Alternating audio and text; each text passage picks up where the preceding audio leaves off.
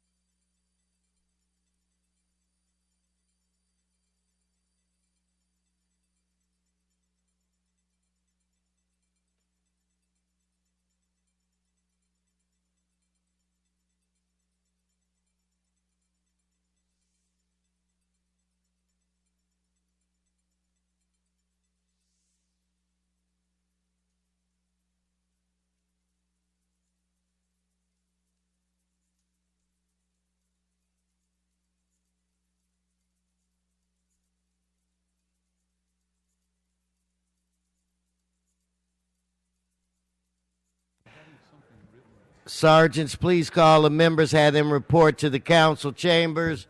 I want to thank Mr. Bonin, Buscaino, Englander, Martinez, O'Farrell. Sergeants, call the members. Mr. Blumenfield is here. Members, if you're in your offices, report to the council chambers so that we can begin our work for today.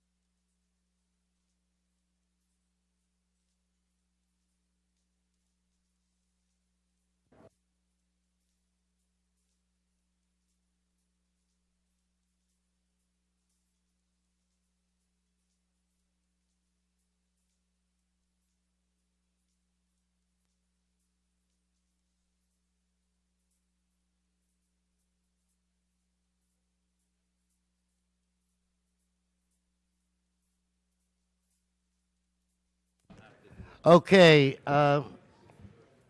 today is Wednesday. Can I have your attention? Today is Wednesday, February 17th. Welcome to your Los Angeles City Council. This council meets every Tuesday, Wednesday, Friday at 10 a.m.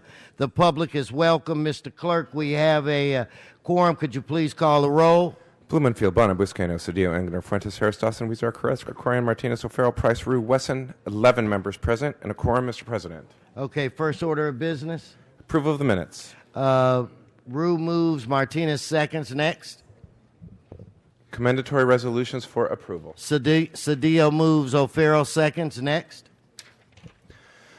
Mr. President, the Office of Finance recommends that items 2A, B, C, and E be received and filed inasmuch as the taxpayers have made payment arrangements for the liabilities owed. The Department of Building and Safety recommends that items 1C, D, E, G, P, Q, R, and 43 C, F, and H be received and filed inasmuch as the liens were paid in full. That items 1N and 1V be received and filed inasmuch as the properties were determined to be owner-occupied single-family dwellings. That item 43A be received and filed. That item 43D be reduced to $398.56 due to late fees being rescinded by the department. And that item 43W be received and filed inasmuch as the lien was rescinded by the department. Further, there are requests to continue items 1S and 43 P, T, and T to March 2nd. Okay, so without objection, that'll be the order. That brings Mr. Bonin. I'd like to continue item 1X for 30 days. So, Mr. Bonin, item 1X to March 18th. Mr. Clerk? Very good, sir. Okay, let's move on. President? Yes, Sorry. Mr. Englander. Thank you. And 43K for 30 days, please. So we'll do that, and that'll be March 18th as well. Mr. Cedillo. Yes, sir. On 1Y, we move to remove the surcharges and late fees, sir.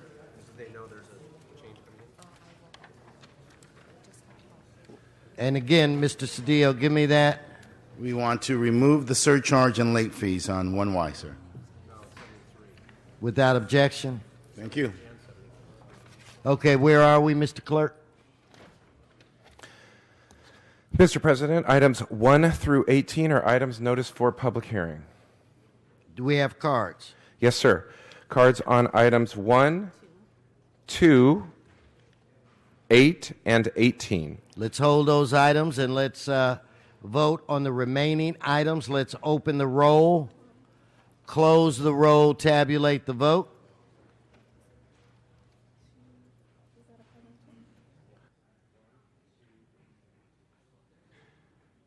Twelve ayes. Thank you. Continue.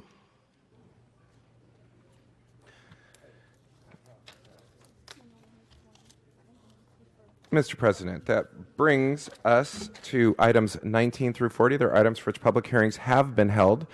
There are requests to send items 22 and 23 forthwith, and a motion is required for item 32. It should be held on the desk. Okay, we'll hold 32. And let us, members, any specials? We'll vote on the... Mr. Previn, please, you're disrupting the meeting. Okay, let us, on the remaining items, let's open the... Mr. Krikorian. Item 31, please. 31 for Mr. Krikorian. Let us open the roll, close the roll, tabulate the vote. 13 ayes. Okay, let's continue. Mr. Rue. Please. 23 forthwith. And was it 22 as well? Yes, sir. Okay. So let's move on. Mr. President, items 41 and 42 are items scheduled for closed session. Would you like to hold them on the desk?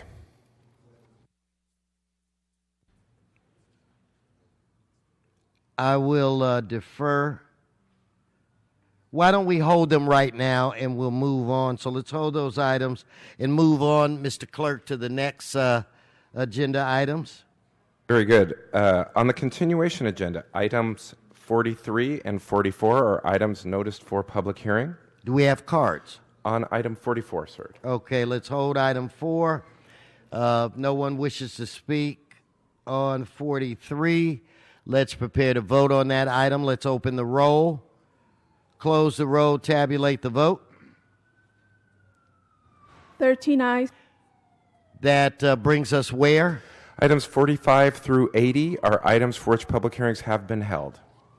Okay, specials members. Mr. Englander. Thank you, Mr. President. 73 and 74, we're circulating an amendment. Okay, let's hold those. Let's vote on the remaining. Mr. Krikorian. 51, please. 51. Thank you. Let's vote on the remaining. Let us open the roll.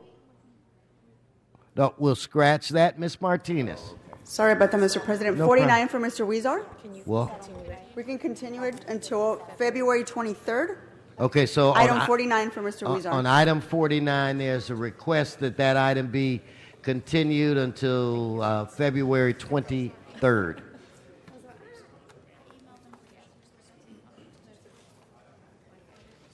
Let's hold item 45.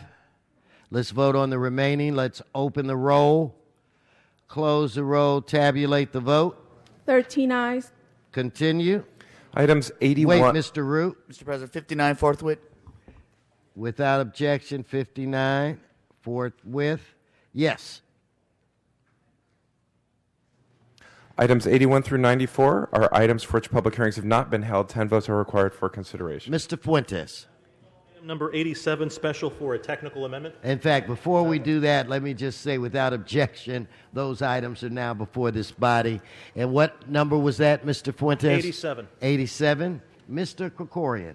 Item number 90, please, Mr. President. 90 from Mr. Krikorian. Mr. Englander. Very much.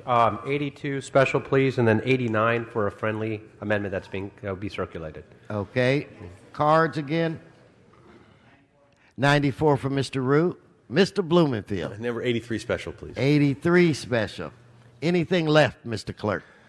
I believe that leaves for items, the items that don't have cards and that haven't been called special by a member, that leaves 84, 85, 88, and 93. Okay, does that sound about right? Well, let's vote on those items. Let's open the roll, close the roll, tabulate the vote. 13 eyes. Okay, that brings us where? Mr. President, that takes council back to items called special or public comment for Okay, items I'm going to on go to council's- Mr. Krikorian. Thank you, Mr. President. If we can go back to items 41 and 42. Yes, sir. Both of those are settlements that have been considered by Budget and Finance, which recommends approval of the city attorney's recommendations. Those can be resolved in open session unless members have questions or concerns. Okay, well, why don't we try to handle those now? Mr. Clerk, if you could read those Very two good, items. sir. For item 41, in the case entitled Naranjabai Patel et al. Versus City of Los Angeles, there is a recommendation to expend $668,370.80 in settlement of attorneys' fees and costs incurred on appeal. And for item 42, in the case entitled Travon Johnson versus City of Los Angeles et al., there is a recommendation to expend $550,000 in settlement. Okay, members, let's prepare to vote on those items. Let's open the roll. Let's close the roll and tabulate the vote. 13 eyes. That brings us where, Mr. Clerk? Items called special. Okay, Mr. Englander.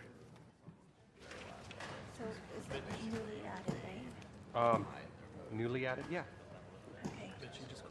Oh, I'm sorry. I'm going to call him Mr. Englander. Great. Thank you very much, colleagues and council members, Council President Weston. I'd like to first and foremost apologize for any inconvenience yesterday. The Public Safety Committee meeting, which was scheduled at 8:30, did begin, in fact, on time, but we had a one-item agenda and went much longer than it should have, and in fact, for over a couple hours. But notwithstanding that, the most important thing, and I stand behind the council president on this 100%, so we absolutely have to meet in council on time to do the people's work. And so it becomes a very big inconvenience for many, including staff and others, when that doesn't occur. So I'll make sure that, as the chair of that committee, That won't happen in public safety again. And if there is an issue, quite frankly, and I take full responsibility for that, if there's an issue that requires much more time and we can't finish or adjourn that meeting, we'll recess the meeting and continue it either that afternoon or some other time in the future. I also want to thank, though, my colleagues that were at the committee meeting. It was a robust and critical discussion that will continue as well, but wanted to start the council meeting with that this morning and thank the council president personally for your leadership. Thank you. Stuff happens. Now let's get back to work. Why don't we take up item 45?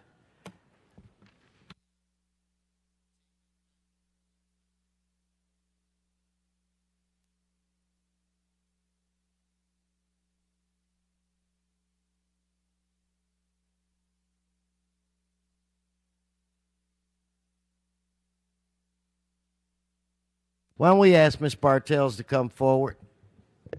Somebody that we all know.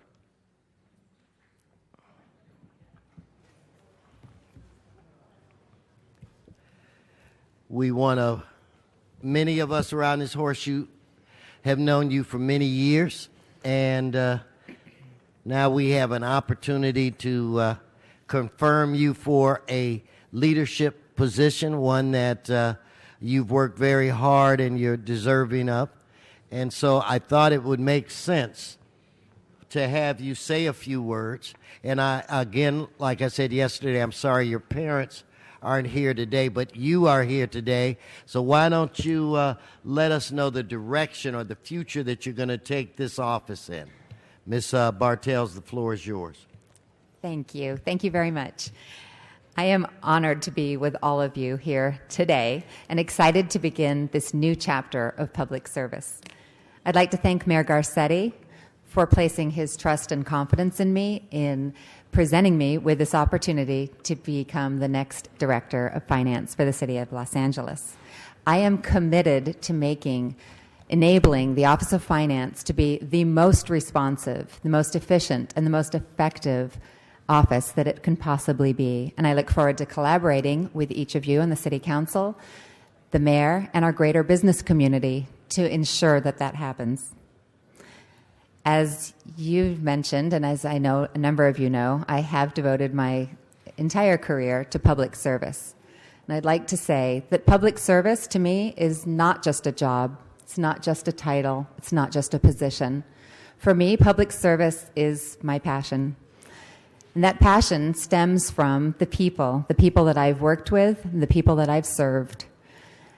The residents of the City of Los Angeles, the business community, the hardworking men and women employed here at the City of Los Angeles, and including the special team, the amazing team in the City Controller's office that I've had the pleasure of working with these last 6.5 years. And of course, the incredible people that I have worked for, including, but not limited to, former Councilwoman Cindy Misikowski in the 11th District, former City Councilwoman and former City Controller Wendy Gruhl, and a man that I have worked for and at his side for the last 2.5 years, whom I greatly respect and admire, and who has taught me a great deal, Los Angeles City Controller Ron Galperin. Lastly, but certainly not least, and I know this sounds a bit more like an acceptance speech, but thank you for indulging me, are the people who have supported me in my passion these many years, and that's the people closest to me, my family. Thank you for acknowledging my parents, who are the greatest role models a daughter could ever wish to have, Bob and Bobby Thompson. My husband, my rock, former general manager, John Kirk Muckery, and my children, my 2 children who would be here today, except for the fact that they're pursuing their own passions, my daughter in theater, and my son who's serving our country in the United States Air Force.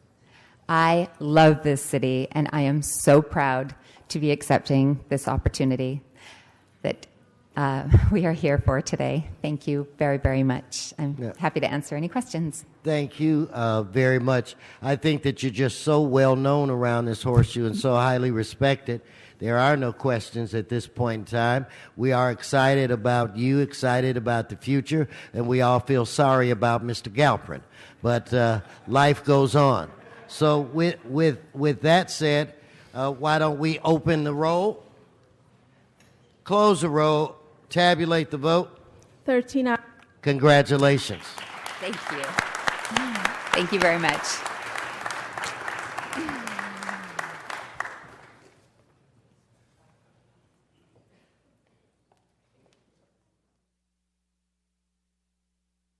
Okay, let's go to item 2 quickly. Mr. Previn, on item 2.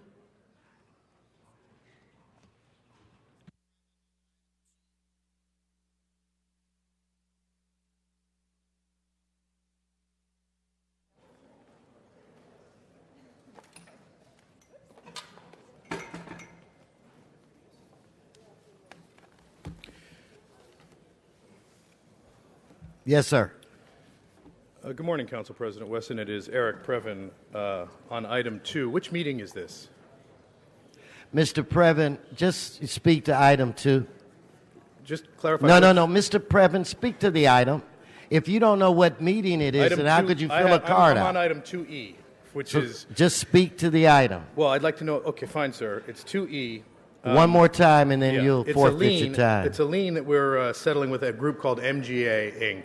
MGA is a entertainment company that work out of CD6, that's Nori Martinez's district, and they're also in business with Mr. Englander at 20,000 Prairie. They're doing a big 660-unit development, and here they're being fined $31,000 for not paying their taxes. So it raised a little bit of curiosity among the public as to how in the world that could be happening, that we're chasing around a guy who we, in my view, gave an extraordinarily good deal because whereas Jameson is providing 10% in low affordable, this group is providing zero affordable. They're providing $200,000 here and $200,000 there to 501c3s of Mr. Englander's liking, but that's it. And frankly, in this era when development is needed, but not any development, this is a special development for employees of his company in a set of high-rises out at the old Times plant. So the idea that he's in debt to the city caught me off guard. It's Mr. Isaac Larian, for those who have forgotten. I'm sure none of you have forgotten. This is a real bad feeling for the public, I must tell you, because I know what's going to happen. This will be either settled or he'll pay the little petty thing. But ordinary residents are chased by you guys. I mean, you've got 50 of them on the item today, on the agenda today. Sir, clean up your act. Let's prepare to vote on this item. Let's open the roll, close the roll, tabulate the vote. 13 ayes. Let's move to item 8. I believe it's a Samuel Sakutan. Samuel, please come forward.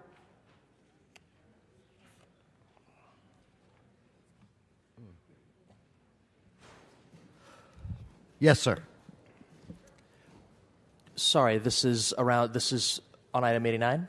On item 8 is what I have on your card. Excuse me, item 89, I apologize. Okay, well, why don't I'll call you again when we get to 89. Thank you, Mr. President. On 8, we'll open the roll, close the roll, tabulate the vote. 13 ayes. Item 92, Mr. Walsh. John Walsh on item 92.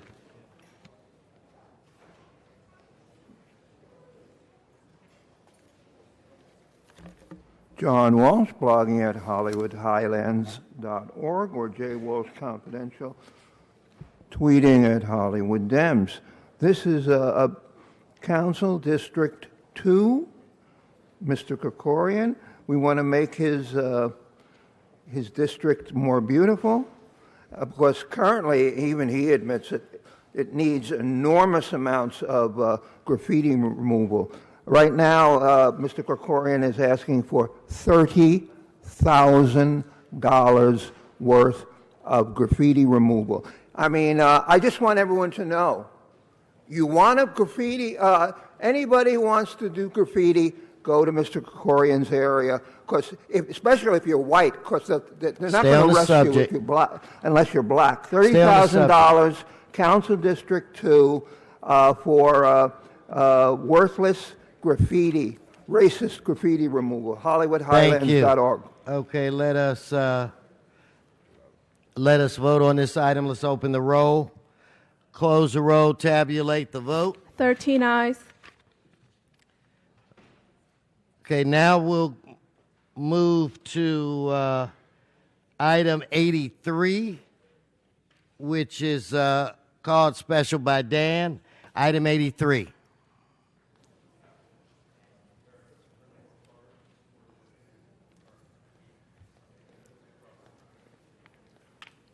One minute only, please. 1 minute only. So, energy efficiency. Can anyone here tell me where City Council is efficient at anything?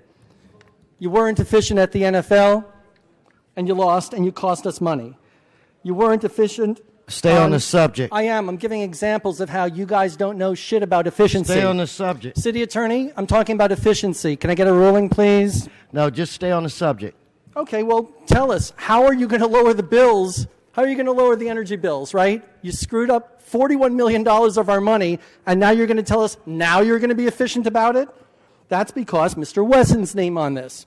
And even though I only want 1 minute on this, Herb, you're charging me for 2. Please, 1 minute only, and you can follow me on Twitter. You're off the subject. Thank you very much, Mr. Blumenfield.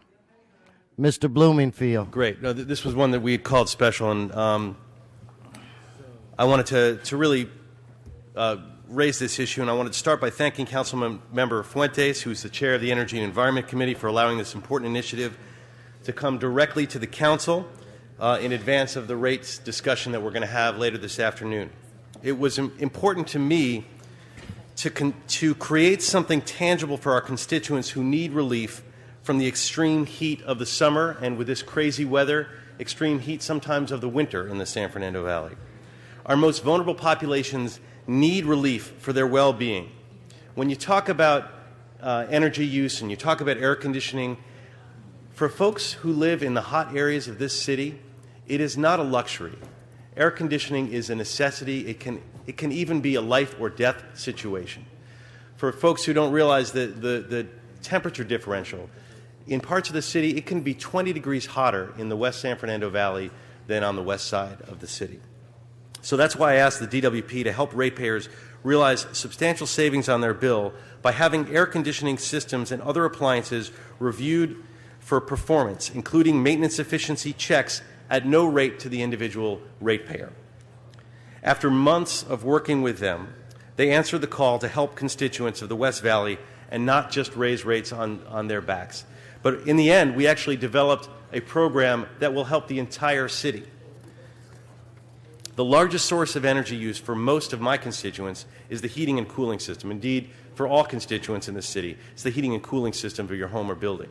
It also happens to be one of the most neglected saving components. Many homes have leaky air distribution systems or duct systems. Each of these problems represents significant energy waste and causes rate charges to go up, particularly in the summer months when the cooling systems in many areas like the San Fernando Valley continuously operate to keep basic relief from the heat. To provide this relief, I have asked and received a well-developed DWP program that maximizes energy efficiencies and can actually lower people's bills.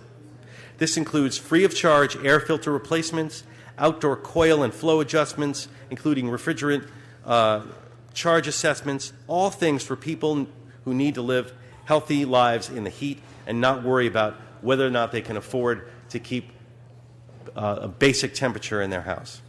All of these energy efficiency components have a potential for reducing cooling and heating costs, and get this, up to 30%. It is a very significant possibility if you get your systems up and running.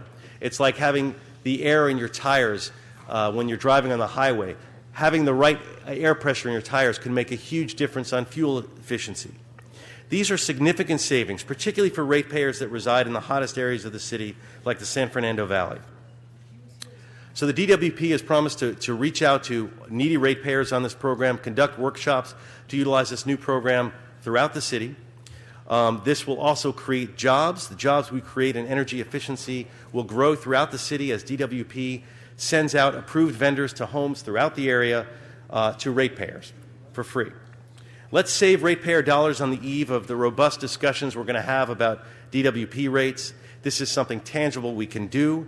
The City of Los Angeles must help our ratepayers lower their bills in any way possible. This motion does that, and I'd like to ask DWP CFO Jeff Peltola and Director of Rates Neil Gugliano to answer a few questions at the table. So with that as a starting point, let me start by asking, is it true that ratepayers' bills could actually be lower if they take advantage of this program, even if the rate increases proposed by DWP are put into effect? Thank you, Council Member. Yes, it is true because part of this one, it will, as you pointed out, 20 to 30% savings that we'll get on the air conditioning costs, and that's going to be the highest tier energy, so it should mitigate their entire rate increase. Their bills should go down as we go forward because it's such a high savings on the energy. And it's a win-win for everything. It's also a win for the environment as well, and it's the lowest cost to serve our customers. And you mentioned that you're going to do outreach efforts throughout the area. What's the plan for outreaching so that folks know about this program? Yes, Councilman. So our plan for outreach is to utilize a third-party administrator to help us get the word out. We also will be doing direct email to customers. We'll partner with local community-based organizations to help get the word out. Using our customer service centers, we have open house Saturday events. We'll use that as a vehicle to get the word out. We use neighborhood councils, social media, and our other city departments, such as the housing department, to help get the word out to all of our customers. Now, some people think, well, it's too good to be true if you can lower your bill. How are we going to pay for our infrastructure if we're lowering bills in this regard? Can you explain how that would work? Sure. Would we be losing any money for infrastructure? We will not lose any money. We accounted for a 15% energy efficiency goal in our financial plans. This is going to be a big part of that. And so all of the rates assume that we're going to have these types of reductions. This obviously I think will be very cost effective and will serve our residential customers in a very cost effective way. And I see my time here, but just if you could explain in layman's terms how the initiative would work from start to finish, of how a ratepayer would get into this free program and when they would start seeing savings on their bill.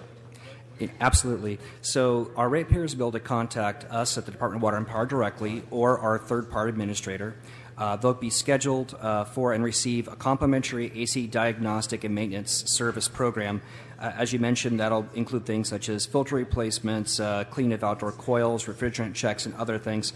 And as those things are done, the system will operate more efficiently. They'll start to immediately see that impact in terms of their bills going down based on more efficient operation of their AC systems. Now, while this is a very significant new program to be put forward, I know what other programs are out there that will complement this program in terms of incentives for people to lower their bill? So we have a variety of energy efficiency and water conservation programs, probably the most effective, especially out in the valley. The real consumers, as you mentioned, is the air conditioning and heating costs, which this program will address. Next thing is pool pumps. Most people don't think that the pool pumps consume as much energy as they do. They consume a great deal of energy. We have a $1,000 rebate for variable speed pool pumps, which will pay off in about a year and a half for our customers. It's, again, a win-win. We have a variety of different things to replace refrigerators, water conservation, all of that, again, available on our website. Great. Thank you. Appreciate that. Close by saying, members, a kilowatt of energy saved is worth a kilowatt earned or generated. This is a way that we can create energy savings. We can provide a benefit to our ratepayers. And so I strongly urge an aye vote on this new incentive program. Thank you. Thank you, Mr. Blumenfield. With that, members, let's open the roll, close the roll, and tabulate the vote. 13 ayes. Okay, that's approved. Let's move to item 44, called special by Mr. Hunt and Mr. Walsh. Item 44.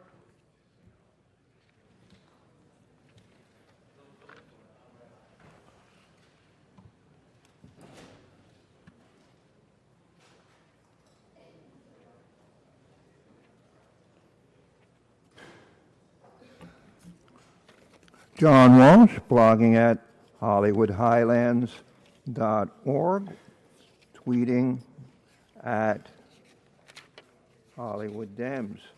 We're now up to this concerns the Little Tokyo Business Improvement District and an enormous amount of a special assessment on the BID. Now, the merchants and property owners pay for this. In other words, they're treated as incredibly racist-wise, the Little Tokyo people. It's filthy there. They don't clean the streets when they're supposed to.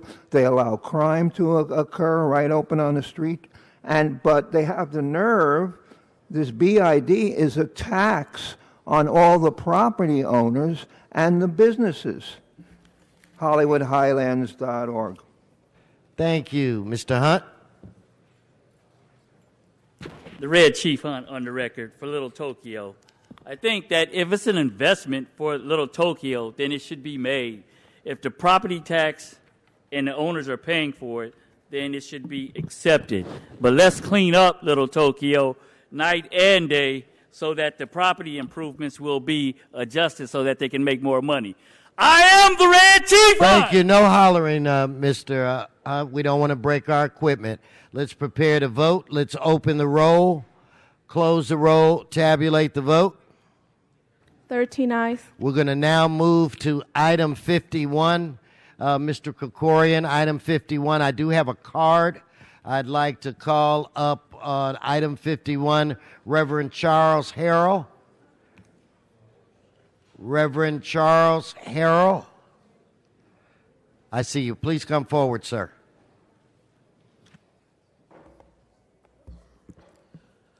Good morning, sir. Morning. My name is Charles Harrell. I am also a city employee.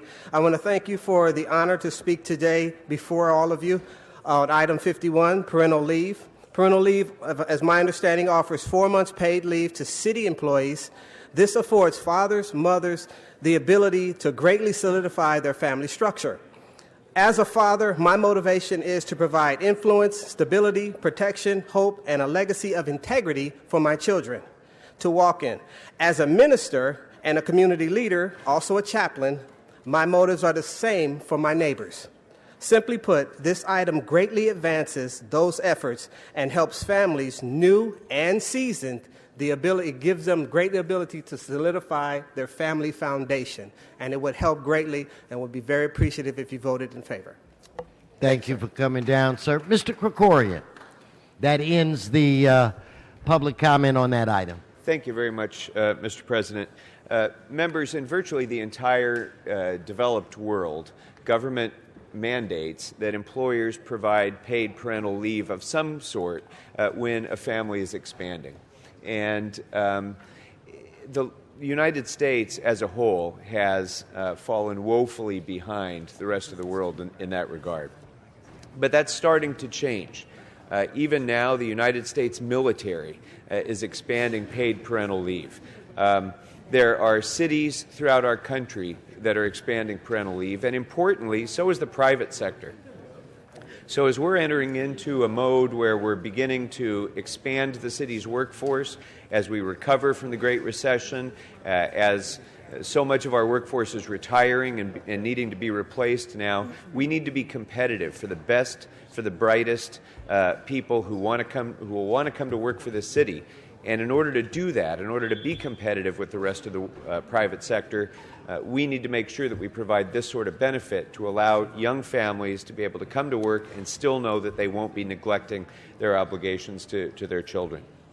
So this is the first step in what will be a long process of analysis, of consideration of the economics of this, considering the detriment that the city faces when we lose good employees because they don't have the option to take paid leave when they have a family. And we heard testimony from so many employees in committee who have used up all of their sick time, used up all of their vacation time when they have a child, And then when that child becomes sick a few months later, or when a family member becomes sick, or when they want to have another child in the next year or two, they haven't accrued sufficient time to be able to take additional time off to take care of those needs. So this is just a common sense measure that will help us attract and retain the best possible talent. It'll help us to be a supportive employer of our employees when they need our support the most. And it will help lay the foundation for the future citizens of Los Angeles, the children of our employees, to get off to the right kind of start by being able to bond with their families at the time when they're most vulnerable. So I want to thank Councilmember Martinez for partnering in this effort with us, and I hope that this will be the first step in a successful journey in helping Los Angeles lead our country and make a strong statement that paid parental leave should be a fundamental requirement of employment of any employer anywhere in this country. I hope Los Angeles will lead the way. Well, why don't we hear from Ms. Martinez? Thank you, Mr. President. Mr. Krikorian, I want to thank you for bringing this forward and asking me to partner with you. I just want to mention that 7 years ago today at 12:15 in the afternoon, I became a mom for the first time. So it's my daughter's birthday today. So I think it's even more symbolic that we get to vote on this. Happy birthday, Izzy. Happy birthday. And I can tell you from personal experience what it was to give birth and basically be a mess for the first couple of months after having my baby. And had I not banked my sick leave and my vacation time, it would have been very difficult for me to have stayed home for almost 4 months. Coupled with the fact that my husband also was given the opportunity to stay with me for the first month of our baby's life. So that, Mr. Krikorian, goes a long way, not only trying to figure out what you're doing as new parents, but also as a way to give an opportunity for those who are starting families that want to go and have a baby, for women who want to return to the workforce. As our employees are aging and retiring, the opportunity for those who wait a little longer to start a family and are able to take the necessary time to bond with their children and then come back to work and feel like it was enough, not feel that guilt that you carry with you almost every day because you wish you can be with your kids. But you have to work and you have to make ends meet. So this gives an opportunity for the city to send a message that if you're going to go off and have a family, we want to adopt a paid parental leave so you have an opportunity to bond with your children and still have a job to come to. So, colleagues, I ask for your support in moving this forward. Thank you, Mr. President. Thank you, Ms. Martinez. Mr. Bonin. Thank you, Mr. President. I just wanted to rise to thank Mr. Krikorian for this piece of legislation. One of the things, I can't top anything Ms. Martinez said, obviously, but one of the things I do want to comment on is that this is inclusive of not just birth parents, but adoptive and foster parents. And it is so vitally important for new parents of a child that has come to their family through adoption or foster care to have that time to bond with the child. That I think this is essential, and I thank you for your leadership. Thank you. Let's prepare to vote on this item. Let's open the roll, close the roll, tabulate the vote. 13 ayes. Okay, let's move on to item 81. Mr. Walsh, John Walsh, item 81.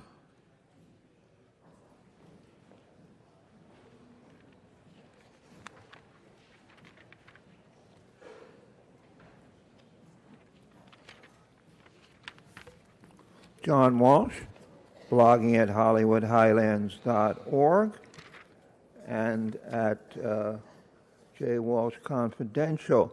81 again is REAP, where you do a good job for we the renters.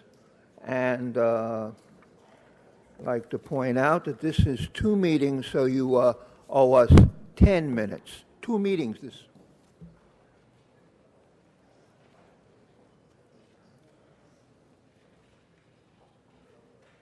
Okay, let's open the roll, close the roll, tabulate the vote. 13 ayes. Okay, now we'll move to item 91, called by Mr. Gus, item 91.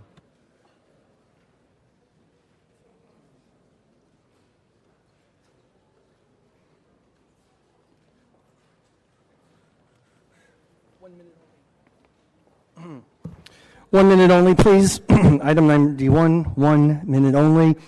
So this says the shooting of Mitchell Maya. And that's kind of an understatement, Mr. Wesson. He wasn't shot, he was killed.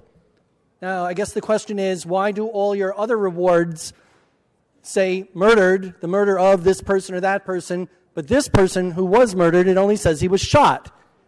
So what is the difference? What is unique about this? Why is it inconsistent with every other murder award that you have? The young man wasn't shot. He was murdered. He is dead. Shooting implies that he's still alive. By the way, please make sure I'm only charged for a minute for this. Again, to the public, this happened in Boyle Heights. The $50,000, if you do get it, it's taxable. You do not get $50,000. It can be shared. It's dangerous. It doesn't work, and it's not enough money to get you out of Dodge. Something's wrong here. Thank you. Thank you. Let us prepare to vote on that item. Let's open the roll, close the roll, tabulate the vote. 13 ayes. Item 1 will go to, if I could get Ms. McAllister, Ms. Fogler, and Mr. Walsh. Please, Mr. Walsh, I thought I heard him say pass, so let's go McAllister, Fogler, and Ms. Pearman. Thank you, Mr. President. I see that the list is still long, a list of people who are threatened to have their houses foreclosed on. They have these liens on their homes. And I see that you're doing some work in actually talking to these people and getting the rates down or the amounts of money they have to pay. So I like that. So I like to give credit where credit is due, but it's not enough. I think in a year you're taking about maybe a couple of thousand homes. Where are you giving them to, or who you're giving them to? Developers and yourselves and your relatives. You got homes for 3 generations down. We won't even have a country by that time when you get through screwing things up. I like to say that I sympathize with our elected officials here because a lot of you don't have control on what really happens. You're voting and doing what the powers that be tell you to do, and I'll talk about that later. We need to get these people in the city chamber here because one man came in and Councilmember Price talked to him, probably got his those taxes taken off of his account. So we need the people to come in here. If you find yourself on this list, get in here and talk to your council person. You elect these people for a reason. You elect them to help you out. Remember now, we're talking about gangsters. These are gangsters we're dealing with. I'm not saying the council members are gangsters, but they represent the gangsters. So we got to deal with them like we're gangsters. You see what I mean? These are not church-going Christians, Catholics, Jews. I don't know what they are, but we're dealing with gangsters. Now remember, the power is higher than this. These are not the gangsters. They represent the gangsters. So as far as I'm concerned, they're going to fall with the gangsters. You see, if you're going to do this kind of work, rip the people off, take advantage of the citizens, then you need to get yours too. And then we'll have people afraid to front for the gangsters. We need to put some fear in your hearts. Thank you.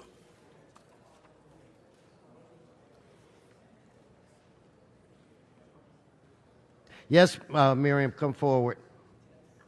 Is this what number? Number 1? Yeah, number 1. Okay, your building and safety is really behind, and they're not up to par on things. They take very slow time.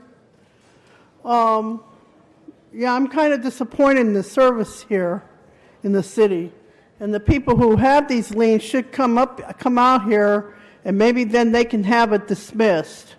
So, you know, I'm just pretty disappointed. I came all the way down here, and now I don't get to speak on the DWP thing. Thank you. 1 minute. Yes, Ms. Pearman. Yeah, and again, you have tons of liens all the way down up to Z, though I'm sure by now you probably going to put some of them off, like that's all you do. And it shows I don't know why there's so many liens. I mean, it can't be a good job like he says if all these people owe money.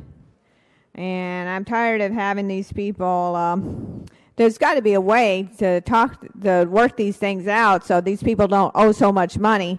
And, today is a big waste of time.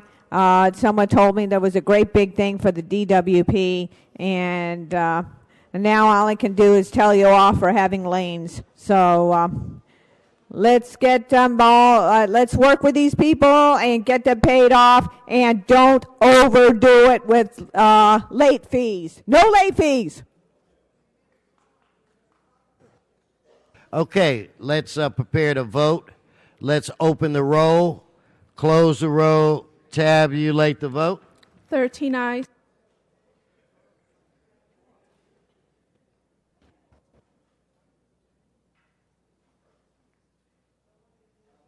Let's go to, I believe, item 87, Mr. Fuentes.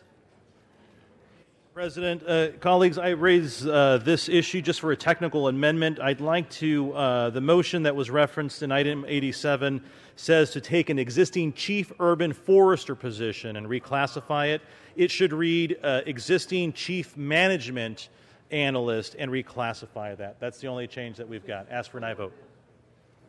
Okay, with that said, let's prepare to vote. Let's open the roll, close the roll, tabulate the vote. 13 ayes.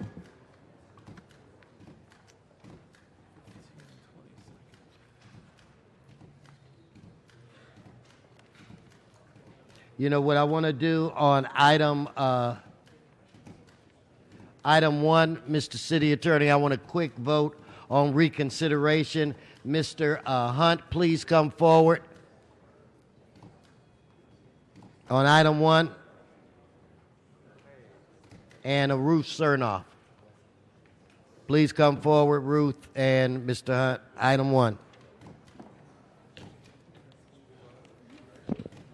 Let's vote on reconsideration. Let's open the roll, close the roll, tabulate the vote. 13 ayes. Okay, Ms. Cernoff. I can only tell you what I experienced on the internet last night, and to me it raises a lot of red flags. The biggest red flag is the number of liens that are exactly the same amount of money, down to the penny, and have the same scribbled transference of funds from one trusteeship to another. There's some graft going in there. There's no, the signatures are all bad. I ran one of those. I counted 8 or 9 last night. I'm only counting 5 or 6 of them this morning, but they're all for a lien of $1,288.56. There's one in Council D for that, Council District 3. There's another one. I may be missing them. I'm looking really fast. There's also another one in 3. There's another one in Council District 10. There's another in Council District 15.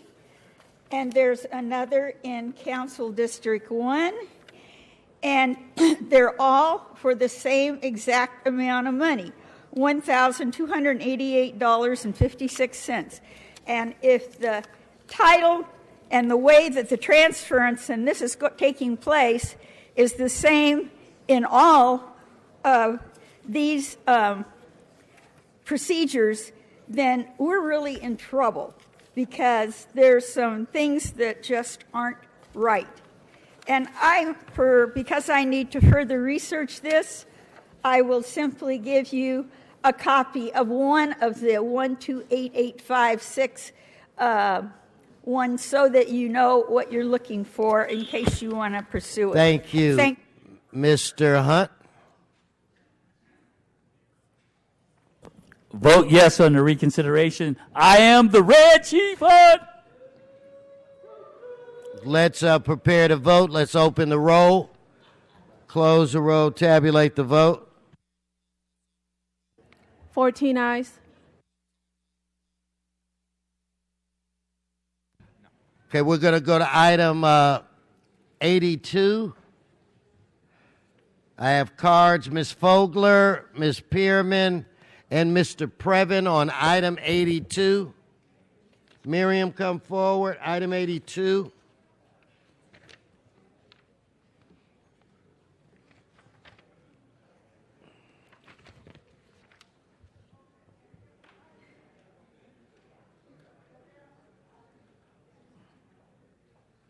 Ms. Fogler, item 82.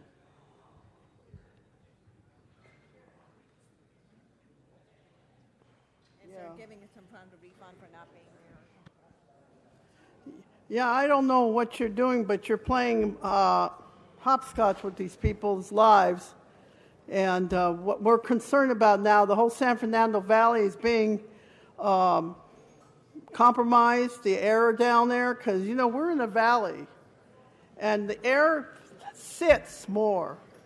So this is like air pollution. You know what you've done is bringing that gas leak in there. So my neighbor across the street said, well, I guess we're going to have it here, also here in Panorama City. Coming down here, you know, all the way down here to, you know, it's pretty serious, you folks. So I think we need an EPA check here of our air down there in the valley, making sure our air is okay to breathe. I'm serious. These poor people, they deserve to get a break.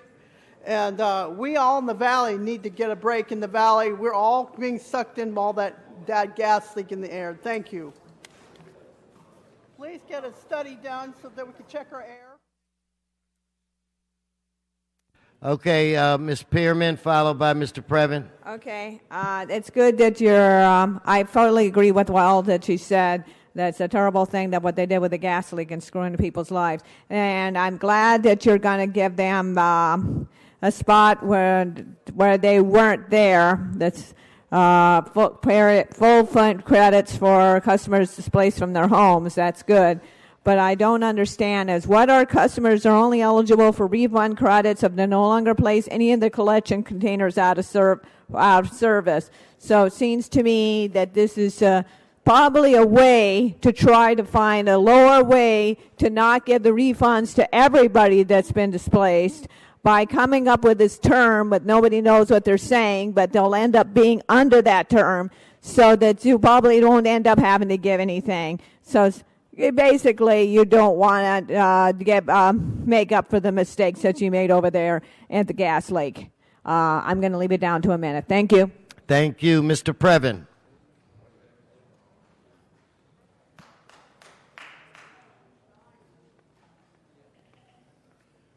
Yeah, yes, it's Eric Previn from CD2, and I'll just take 60 seconds, sir. And I assume you're allowing, since this is a double meeting, double the time overall, since it's almost 100 items. This is, as described, sort of a waste tax for the people in the area who have had trouble. We're going to try to credit back some of the tax, as the proposal by the commissioner from CD12.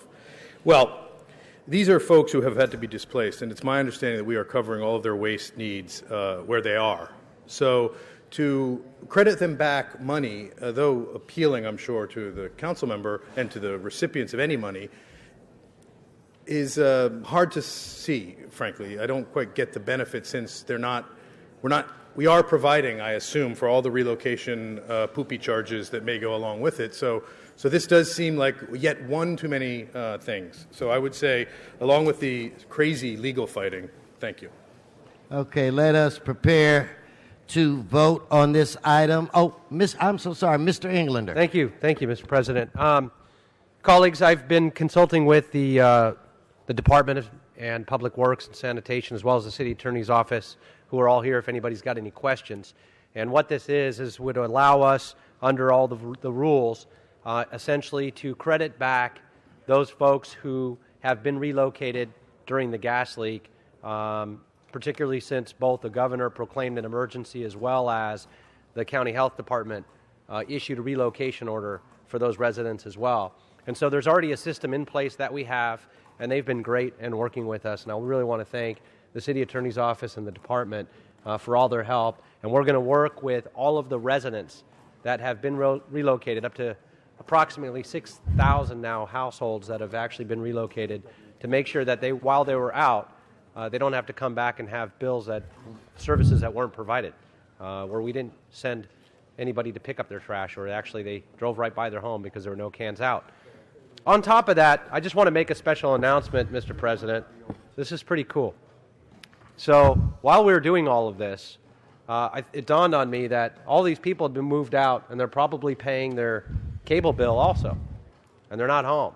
So I picked up the phone, and I called Dean Leavenworth, who's here from Time Warner, and he picked up the phone, and fortunately, the folks in his corporate office, their cable wasn't disconnected. He got a hold of them, and they've agreed to work with all of the residents as well. A lot of residents actually that had moved out did shut off their cable temporarily, but many of them didn't, and didn't even think about it.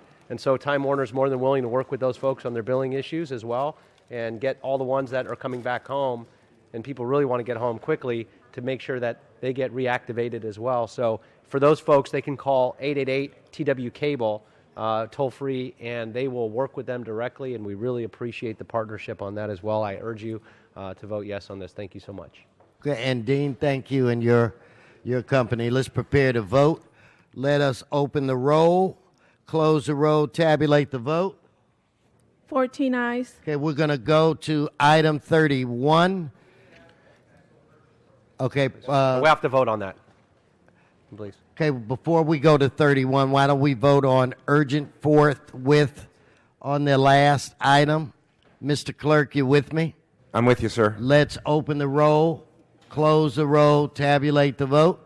14 ayes. Okay, now we'll go to item 31. Ms. McAllister and Mr. Spindler. Item 31. Thank you, Mr. President. I'd like to tell everyone to go to the committee meetings also. That's where you really find out what's going on. Now, I was in a committee meeting. It was Wednesday, February 10th, and it was the Ad hoc on Comprehensive Job Creation Plan Committee. Now, this is what happened. The department heads were supposed to report on where these city contracts, now we're talking about contracts, I know you know what I'm talking about. We're talking about money. And it was on the assessment on the percentage of the city contracts that are held by local small businesses and options to establish a goal participation in the request for the proposals. Now, the committee members, which included Mr. President, they asked these department heads to report on where this money was going, who was getting the contracts and stuff like that, what was the percentage, and do you know what they told them? One man in the department head, he said, he was from the mayor's office, he said the department, some of them refused to give that contract information. Refuse. Now that's what I was talking about when I said the gangsters. These people here are good people, I believe, but they're not running anything. And one of the committee members told the department head, he says, hey, well, the mayor wants this information. They said they don't care if the mayor wants it or not. You're not getting it. The contracts, that's what this is all about. There is a hidden government in this city. They control what's going on, and they're in these departments. They don't give a darn who we elect. They run it. Now, you go online. It's on the city's website. And the meeting is there. You can hear it now. It starts at 15 minutes. I don't know what they're doing to these online audios, but they're starting them 15 minutes. People think there's nothing there. Go 15 minutes in. It's Wednesday, February 10th at 1 p.m. And listen to them, man. Tell them that they refuse to tell you who's getting these contracts. So they don't run anything. The mayor don't even run anything. That's why he don't bring his little skinny rear end down here. Mr. Spindler. That's right. Fighting the poverty pimps, but we can't because there's secret information, cutting off audio. And I'm glad to see one councilman has joined us on our side of the fight. Marchese now is sitting on my side of the fence. He's off the horseshoe, thank God. Stay on the subject. Staying with my brother. Now we see that we're fighting together to stop this corruption from these poverty pimps. He is not talking about We're going to stop this. Stay on the and subject, we're going to Mr. fight Spindler. to know what happened to the audio tape and why secret poverty pimps are stealing city money. Thank They're you. Your stealing the time's city expired. money. Fuck Okay, you. sergeants, help him find his seats. All right. Let us. I'm sorry, Mr. Krikorian. Just For the record, the item that the speakers were talking about has nothing to do with this item. That was another item being considered by the committee that same day. This matter involves Section 108 loans, and as members know, for over 40 years, the city has used federal funding to offer Section 108 loans to small businesses for major projects, for special projects, to create jobs and economic stimulus. Sometimes the federal bureaucracy takes as long as 4 months to get a loan like that authorized. So this, what's before you, are new guidelines that the city's been working out with HUD to be able to get local approval rather than going through Washington, which should shorten that timeline from as long as 4 months to as short as 4 weeks. So this is an important step forward in trying to create funding opportunities for businesses that might not otherwise have access to capital at favorable rates to be able to create jobs and create economic activity in the city. So I ask for your aye vote. Thank you, Mr. Clerk. Yes, Mr. President, for clarification, amending motion 31A, that's motion Krikorian-Wesson, has been circulated and is now before council for its consideration. Okay, let us open the roll, close the roll, tabulate the vote. 14 ayes. All right. Okay, we're going to now move to item 89. Item 89, we have some cards, public comment cards. I'd like to call Martha Aguayo. Martha, come on down. Rabina Sin, Walker Foley, and Samuel, you'll be on deck. And Mr. President, amending motion 89A has been circulated for this Wonderful. Good to see you again. Hello. Good morning. Thank you. My name is Marta Arguello. I'm the Executive Director of Physicians for Social Responsibility. We represent about 1,200 health professionals who are deeply concerned with the health and safety problems associated with urban oil and gas operations. We believe that urban oil and gas operations pose an unacceptable risk to all communities. This is a 19th century practice that has formed part of our urban fabric. They've become invisible. We don't see the derricks. We don't see the pump jacks. We don't see the drill sites. We don't see the underground pipes and storage tanks until there is an incident. We've grown accustomed to these, but we've grown accustomed to these because we've made a very dangerous assumption.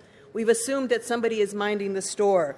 And we've assumed that minding the store means protecting the health and safety of residents, putting the health and safety of residents above the profits of the oil industry. Well, we've made a dangerous assumption, and today we're here to support the call for the hiring of an oil expert with one caveat. We think that in the 21st century, we should be hiring a health and safety expert to help wean ourselves off of fossil fuels. So again, we applaud this hire. We hope that health and safety is centered to the hire and centered to the expertise that this person holds. That way we can stop this dangerous practice that is putting many residents at risk. We've heard about Porter Ranch, but we forget that the risk of people in South LA face every day, and we've been able to ignore that risk, and it's time we stop. Thank you. Thank you. So please, come forward and identify yourself. Yes. Hi. My name is Rabia Sen, and I'm with Esperanza Community Housing Corporation. We are here as Esperanza and also as part of Stand LA, Stand Together Against Neighborhood Drilling Los Angeles. And we work with low-income communities of color in South Central who, for too long, have been on the front lines of this issue and who are the most impacted by unsafe and unchecked industrial practices. Urban oil drilling is occurring in their backyards, across the street from their homes, their schools, their parks, and it has made their homes and neighborhoods inhabitable and caused severe acute and chronic health issues. Urban oil drilling has no place in our neighborhoods and is fundamentally incompatible with community public health and safety. This has been borne out, especially with all the focus that has been put on Porter Ranch. And to highlight what the previous speaker said, it has been happening for years and years in communities of South Central.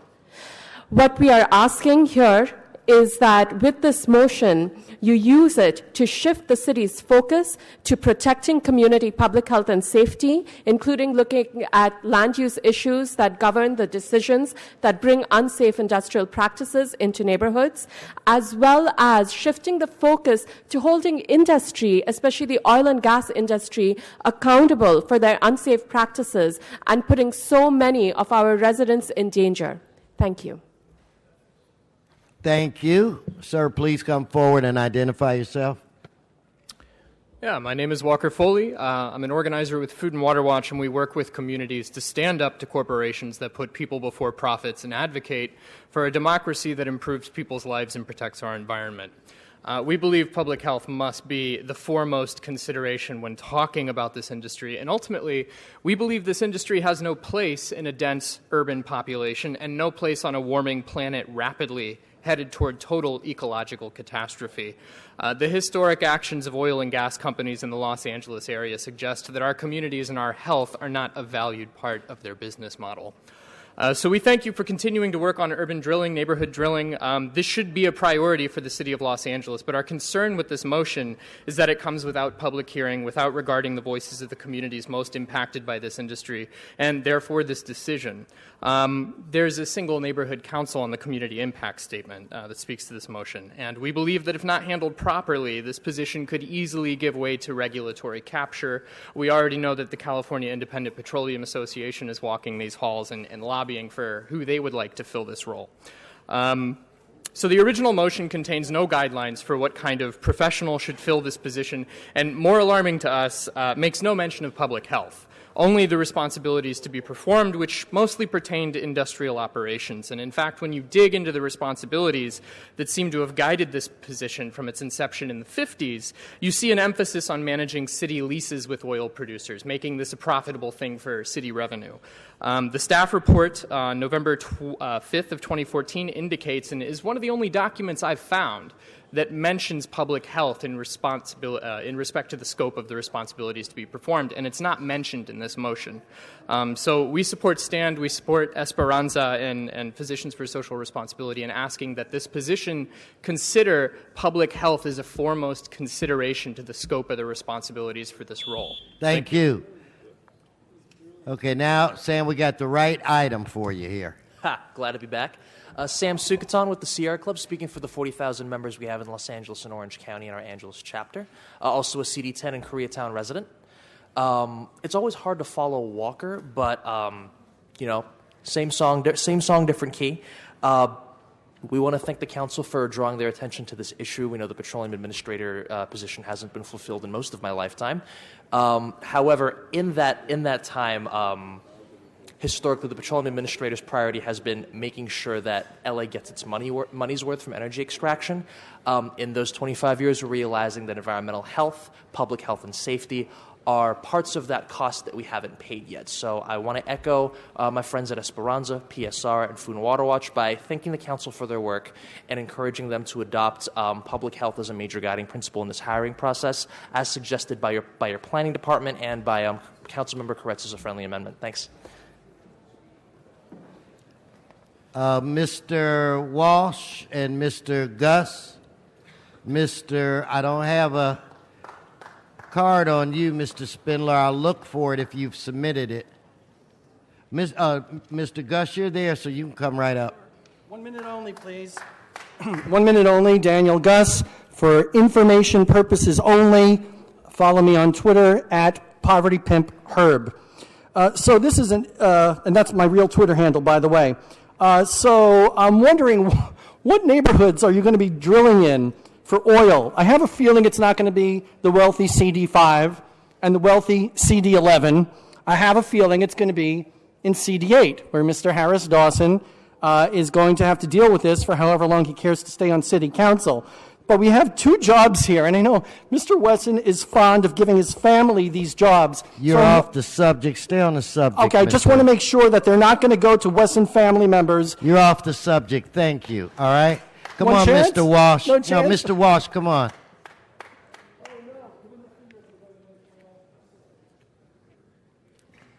Floor is yours. Thank you, John Walsh, blogging at HollywoodHighlands.org. a petroleum administrator. Whenever something goes out of total control, you build a bureaucracy around it. A petroleum Mr. Oil or Ms. Oil.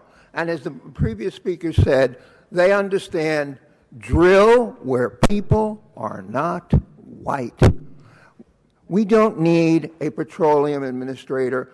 The total cost of the petroleum administrator, because there'll be a deputy administrator, an assistant administrator, there's going to be an office. The total cost of the administrator who has no power to do a damn thing except come up here and jerk off for your entertainment is going to be $1.75 million a year. And next year it'll go up by 15 or 20%. HollywoodHighlands.org. Okay, do we have a Monique, come forward. This is my last card. I don't have any other cards on this. Okay, go ahead. Yeah, good morning. My name is Monique Uriarte, MONIC. I'm a member of STAN LA. And I want to say I really support the motion to get and hire a petroleum administrator, but I'm against Mr. Eglinder's amendment because I'm a resident where I were victim of these health symptoms when gas is leaked in our neighborhood. My whole community was experiencing horrible health symptoms, and I asking to consider to hire a person with health experience in this issue. Thank you. Thank you. Okay, I want to go to Mr. Koretz. That concludes public. I have no cards. That concludes public comment on this item. Please sit down. Mr. Koretz. Thank you, Mr. President. I think it's no secret we have a broken oil and gas system in Los Angeles. The Porter Ranch gas leak, the other oil drilling problems we've had, especially those which occur right next to homes and schools, are part of a much larger systemic problem. Now, we've been waiting for a CLA-CAO report from Energy and Environment Committee on my original motion on the petroleum administrator since last August. It's ridiculous, and in the meantime... Mr. Koretz, hold your time. Mr. Spindler, sit down. Ms. Cernoff, you have to move from the center aisle. From the center, please sit down. Thank you very much. Okay, sorry about that, Mr. Koretz. Continue. No, we're not going to put cuffs on you. Sit down, dear. Mr. Koretz. No, sergeants, help her find her seat. Nobody's arresting you. Nobody. Just get out of the center aisle. Sit down. Sergeants, have a conversation with her. Mr. Koretz, go Mr. on. President, I would like to speak, but you have to have this woman that's yelling in the center aisle. Let's go talk to her, Sergeant. Have a seat. She's continuing to disrupt. Just sit down, Mr. Okay, now Mr. Previn. Mr. Previn, sit down. Mr. Previn is disrupting the meeting. Okay, Mr. Koretz. Thank you, Mr. President. And I want to thank you for your leadership in bringing forward this motion in place of my motion, which was stalled.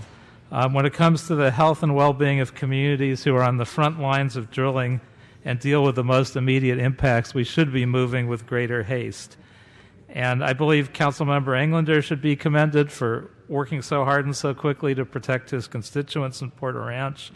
And I think we should accept that as a strong new precedent to work that hard going forward to protect the health of all Angelenos.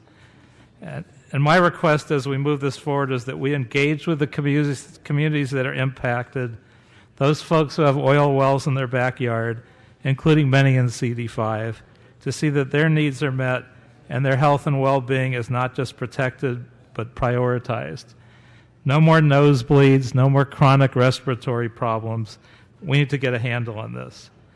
In addition to being qualified to carry out the job duties listed in the decades-old description of Chapter 4 of the LA Administrative Code, I want the petroleum administrator.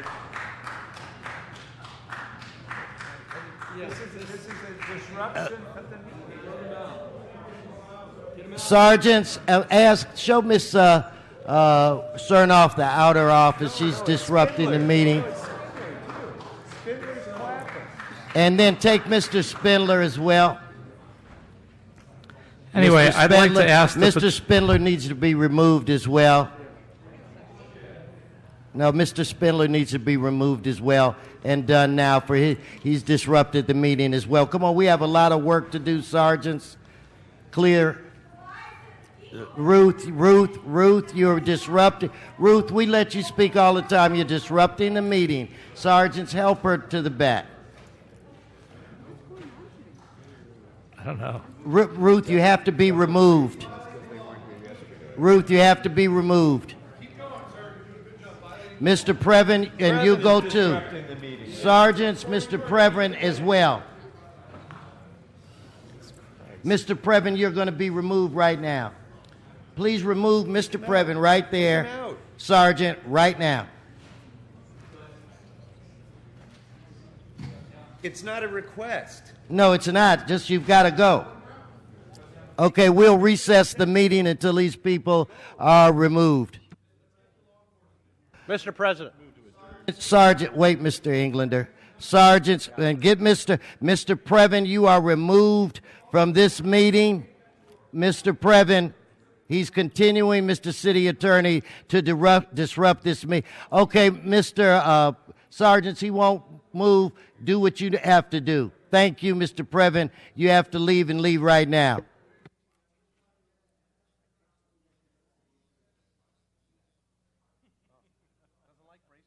Mr. Englander. I just wanted to note from behind the pillar that he continued disrupting the meeting, and now he's just floating around the back and not adhering to or complying with the officer's request to leave the chambers, and continues to disrupt this meeting. And well, he's leaving now. Mr. City Attorney, did you have something you needed to say? Mr. Mr. Koretz, to wrap up. Take your time, collect your thoughts, time disrupted restart. As much as I had, but I really wanted to make one point that this shouldn't just be a petroleum expert. They should also have expertise in public health and safety and environmental protection, because we're not just looking for an industry hack from the petroleum industry. We need someone with a balanced background and point of view. Let's move to Mr. Bonnet. Thank you, Mr. President. Thank you for calling on me, but thank you for this motion. This is an important action today that this body is taking. For too long, really, at least a couple generations now, the position of our petroleum administrator has not been filled the way it should be. It has not been a vigorous or vibrant position dedicated full-time to managing these leases and conveyances and all the other stuff here in Los Angeles. I do want to point out, though, that Mr. Koretz spoke about what I feel to be is a different position, which is the oil and gas expert that the CLA's office is going to hire.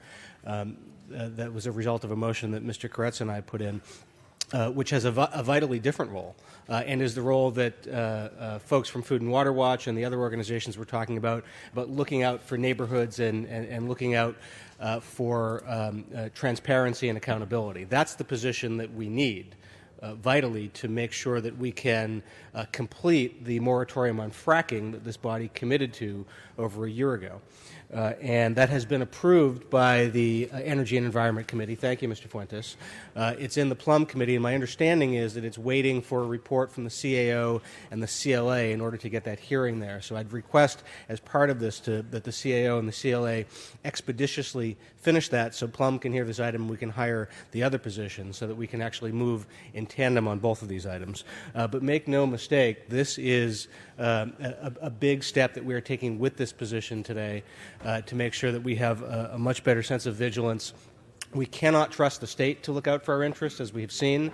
Dogger is not doing a sufficient job, and we can't have someone part-time here in Los Angeles. We need someone who's really an expert in keeping an eye on the oil and gas industry. And so I look forward to supporting this, and I look forward to supporting the other position, and hope it'll come forward very quickly. Thank you, Mr. West. Now, thank you. Mr. Buscaino. Thank you, Mr. President. I, too, rise in support of putting together this, supporting this administrator. You know, this administrator is really going to impact my district. I have the most pipelines, heavy industrial surrounded by refinery, also the port complex as well. And my first ask of this petroleum administrator is to do a review of the liquid bulk facilities in my district for potential safety issues. And we owe it to our residents in the city, specifically those living in my district in San Pedro and Wilmington and Harbor City. Heavy industrial, and looking forward to continue working with the fire department and the new petroleum administrator. I appreciate this moving forward, and looking forward to working with them. Thank you. Okay, Mr. Krikorian. Thank you, Mr. President. Just as a friendly amendment, I'd like to ask that the CAO and the CLA be asked as part of this to review cost recovery and whether or not the costs associated with the petroleum administrator might be borne through the permitting and franchise fees and so on that the industry currently pays to the city, or otherwise, so that there won't be an adverse impact on the general fund. Thank you. Mr. Fuentes. Thank you, Mr. President. And Mr. Bonin, thank you for following the process, because I think you recited exactly where we are in that particular motion, which is very important. I think an apology is due to the CLA's office.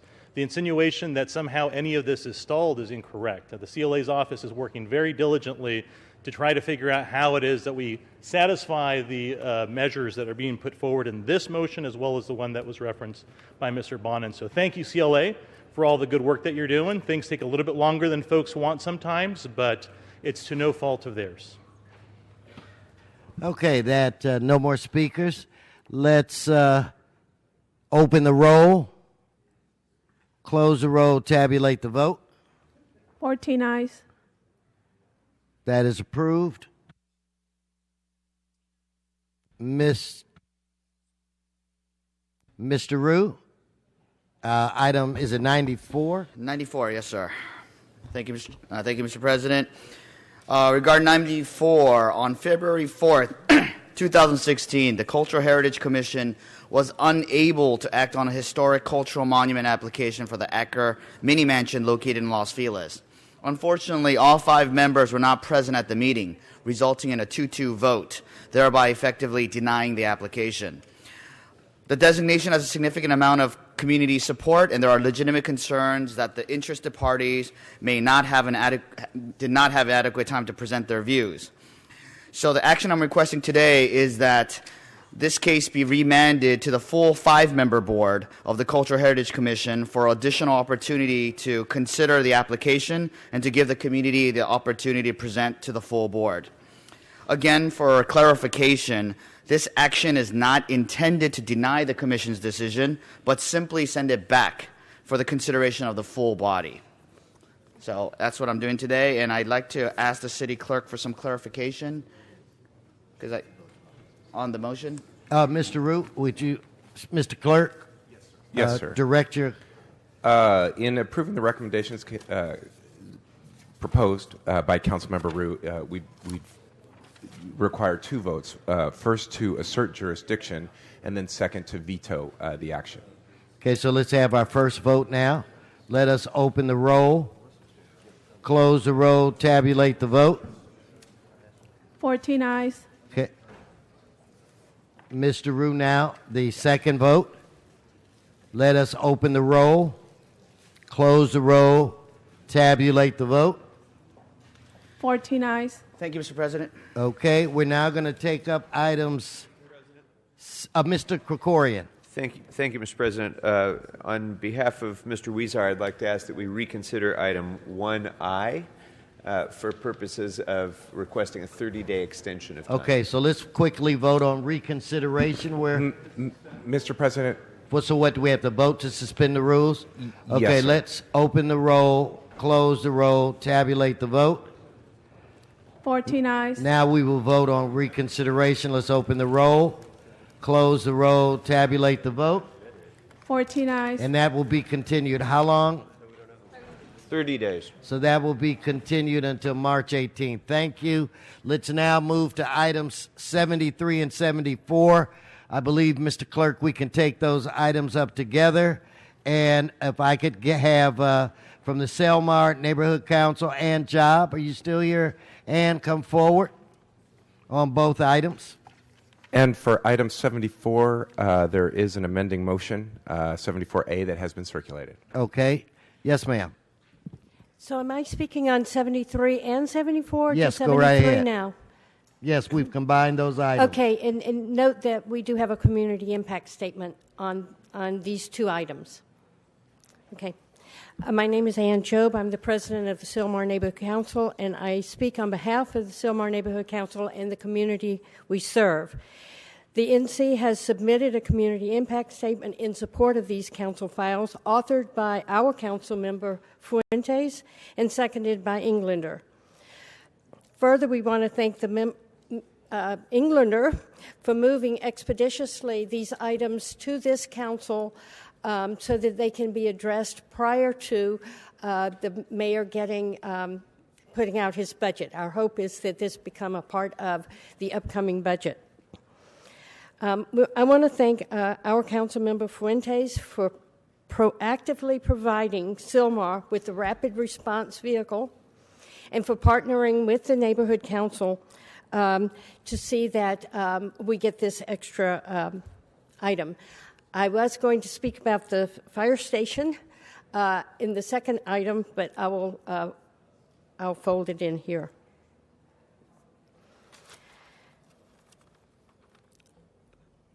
I want to thank for the expedition of these two items, again, saying that they will be a part of the next budget condition. We fully support the Public Safety Committee's position that Sylmar Station 91 be renovated. We fully support the Public Safety Committee's position that a new fire station be constructed that will provide Sylmar with a truck and ladder company, an engine company, and ambulance. The discussion has also indicated that the need is greatest above the 210. I'm here to say thank you on behalf of Sylmar to our council member Fuentes for his leadership and his partnering with us to get this much needed service, long-term service, as well as the short-term service. We thank you so very much. All right, let's prepare to vote. Let's open the roll, close the roll, tabulate the vote. 14 eyes. Okay, let's move on now to item 18, where we'll begin a hearing process on that item. Mr. City Attorney, on this item, I'm going to ask for 1 minute per card. We'll start off with, I think it's J.J. Burton and Cal Burton. I cannot make out the first name. Last name is Miller. Alberto Trevino. Benjamin Biamoff. So anyway, sir, identify your, let me defer to the city attorney. And just for... And then I'll recognize Mr. Fuentes. President, this item deals with the protest that was noticed with respect to the rate case, and I will defer to the city attorney's office in a second, but just so that members of the public are aware, and for anybody who's watching, it may help inform their comments. It is anticipated that the rate cases will be heard in the Energy and Environment Committee beginning today. First, we will do the water case, and then subsequently we will do the electricity case, and at some point we will go ahead and give a committee opinion to the full city council. But for today's process, The item was agendized because it's a legal requirement as a result of Proposition 218. This council is not taking an action today on the rate cases. Mr. City Attorney, correct me if I'm wrong on any of that, but I wanted to make sure for all of those of you who attended or are attending today's meeting based on the anticipated rate case, it's coming, but it's not today. Mr. City Attorney? Just to follow up on what Mr. Fuentes said, as per the notice in the agenda, the hearing will be continued and the ordinance presented on March 1st in City Council. Mr. Burton, pleasant surprise. Good to see you, sir. Well, first of all, Mr. President, I want to bring greetings from all of our friends and congratulations on all of your success from being a Chief Deputy. I'd love to hear it, Cal, but you got to stay on I understand. I'm going to use his minute also. No, you got to just use yours. Okay. I can't trade a minute. Hold his time. All right. Things have changed since we were here back in the mid-'80s. Okay. So now, go on, Mr. Burton. You have just dated me. Both of us. First of all, I want to thank you for letting us speak today. And to my right is my nephew, J.J. Burton. We own the property on Crenshaw and Florence, the whole block. And we are at this point in the process of building 250 units for senior citizen housing, as well as a mixed use at the bottom, commercial. The corner of Crenshaw and Florence is very vital to our community. The rate increase would pose a severe hardship on the seniors who are moving into our complex, as well as all the business people. So we ask you, please, Thanks, Cal. Councilman, would you please? Thank you. So now, JJ, you want to wrap it up? Yeah, just thank the councilman. Yeah, thanks a lot, everybody. Thanks Okay, so now we bring Mr. Miller, Mr. Trevino, Benjamin Benimoff, Judy White, Paul Gray. Please identify yourself. My name is Linda Miller. I'm an engineer. I live in the city of Los Angeles, and I want to complain about the rate increase proposed by LADWP. As an engineer in the city of Los Angeles, I have considerable experience working with LADWP, and they are very incompetent.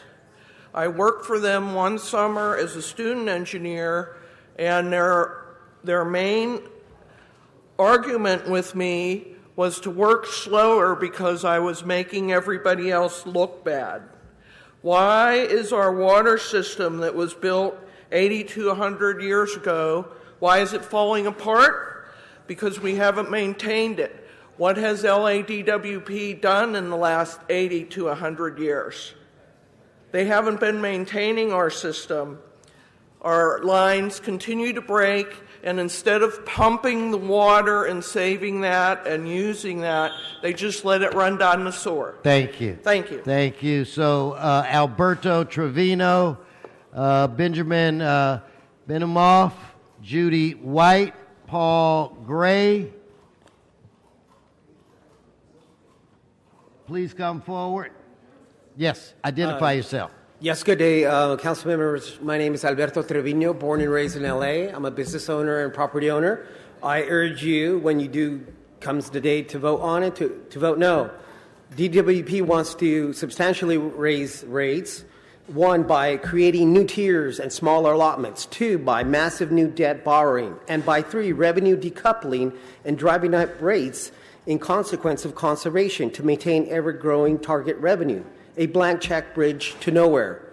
According to the DWP mailer, the multifamily water rate from January to April of 2016 for Tier 1 will increase 19% and Tier 2, 45%. We can do better than this massive inflation and blank check bridge to nowhere. I propose getting out of the Stone Age and into the driverless car future today, and here's how. 1, automated smart water meters gives consumers real-time control over usage, conservation, leaks, and waste. It empowers the DWP Thank you. to reduce its carbon footprint. Thank you, sir. So if I could have the next speakers please come forward. Identify yourself. Good morning, Ben Benyumoff on behalf of Jeff Palmer. My client is a very prominent LA developer. Throughout this process, G.H. Palmer is the name collectively for my client, has been involved with the outreach programs as well as the LADWP hearing that was held on December 15th and has attempted to make its comments known in the record that proportionality is really what our client is concerned about with respect to the multi-dwelling residential rates. The fact that the rates are 100% variable, we believe that does not meet Prop 218's proportionality requirements. But with that said, throughout this process, we've continued to work with LADWP staff to resolve some of these issues and believe that that can be done still through this process. So we've submitted a letter for the record. Thank you, sir. Would like you to review that, and if you have any questions, I'll Thank take you. So if I could have the next speaker should be Ms. White, followed by Paul Gray, which should be followed by a Dr. Devgan and a Manjan Devgan. Yes. Yes, I am Judy White, and I'm here to represent all of the people that are in the same situation that I'm in. We are senior citizens. My Social Security check is $877 a month, my personal one. Half of it, I want you to all understand that, half of it goes to the utilities. We have cut down, we've reduced our water. Still, no matter what we do, it still is half of my check. And then last month, we got a double gas bill. It was doubled. So maybe the city needs to cut back and not take the $250 million and put that into the infrastructure. Maybe the DWP needs to cut back. But you're affecting people's lives. And $50 a month extra is affecting people's lives. So look at my face and take a good picture of it. When you decide to vote, Thank you. Picture me. Thank you. So is this Mr. Gray? Yes, it is. Followed by Dr. Devgan. And then I have a Karmasita Masur, followed by Mr. Walsh. Yes, sir. All right. My name is Paul Gray. I own a 9-unit apartment in Council District 4. The DWP notice dated December 2015 says a rate increase is needed to, among other things, transform our water supply by encouraging conservation. But to my knowledge, none of this money is going towards subsidizing the cost of installing individual water meters for existing apartment buildings in the city. My units are not individually metered for water. My residents do not know how much water they're consuming because they do not pay for the water they use. They have no direct motivation to conserve water. The current cost is astronomical for property owners to install a water meter. DWP calculated for me recently a cost of $2,700 per water meter. If DWP were to suddenly provide me water at no cost, it would take me almost 19 years to pay off a meter. Including my sewer charges in the calculation, it would take 10 and a half years. Thank you, sir. So if I could have Miss, I think it's Miss Masur, followed by Mr. Walsh. Then Patrice Sherman, I believe it is. Yes, ma'am. Good afternoon to all of you. My problem is this. The rate increase is affecting me. I own a small apartment complex. And because of your law that states the tenant can be evicted only if they stay straight consecutively for 30 days. But what they do is they stay 15 days, and then they leave for 1 day, come back, stay for 20 days, leave, stays for 28 days. How can you control that? They don't care about water usage. I pay for the water that's free for them and the sewer system that goes out. Now, I need your help because I have no control over the use of their water. It's just too much. That's all. Thank you, ma'am. Mr. Walsh, followed by Patrice Sherman. John Walsh, HollywoodHighlands.org, DWP, Department of Wimps and Poops. But I must say, At least DWP doesn't poison us like SoCal. They're a competitor. But the number one here, of course, no raise in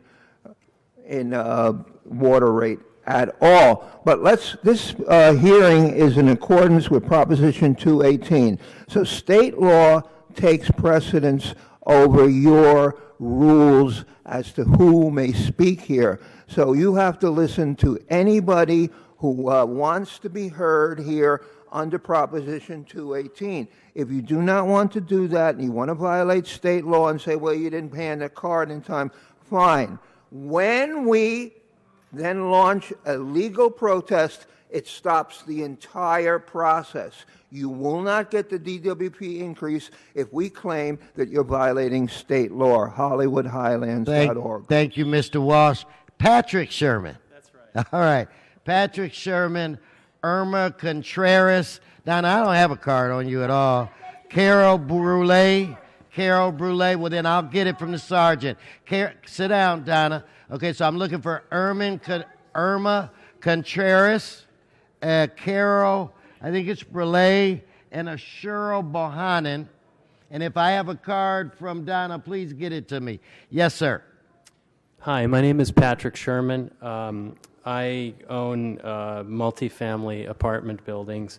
I currently have to pay for my tenants' water and sewage, and this constitutes the largest expenditure in my overhead expenses. I object to an increase because that would cause a financial hardship on me.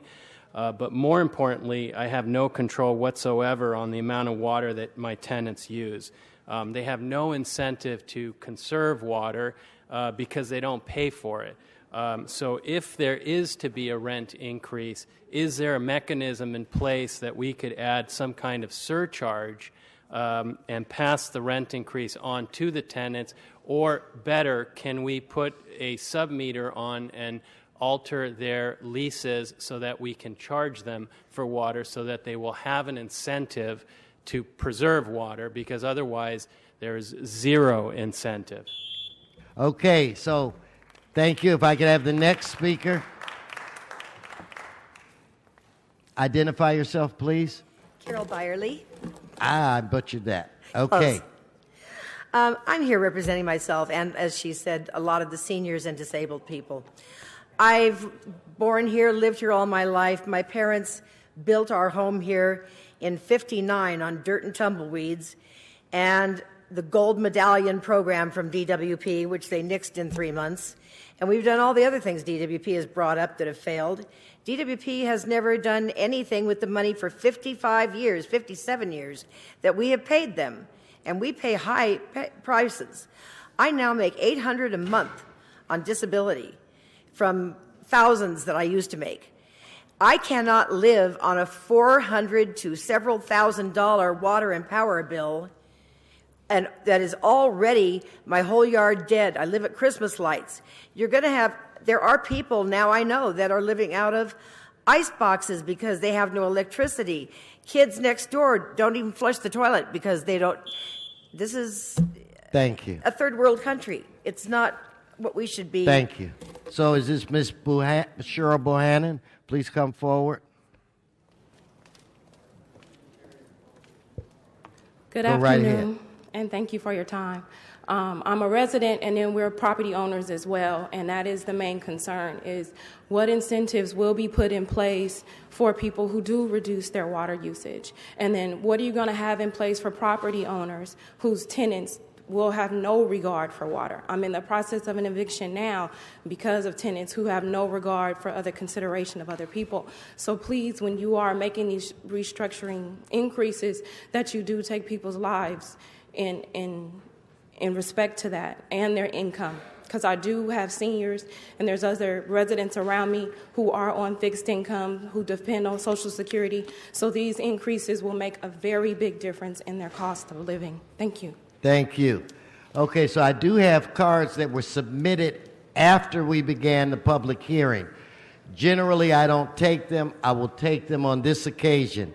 So, Ms. Pearman, Peter Fogler, Marion Fogler. And you guys know better. prior to the conversation on the item, you have to submit your cards.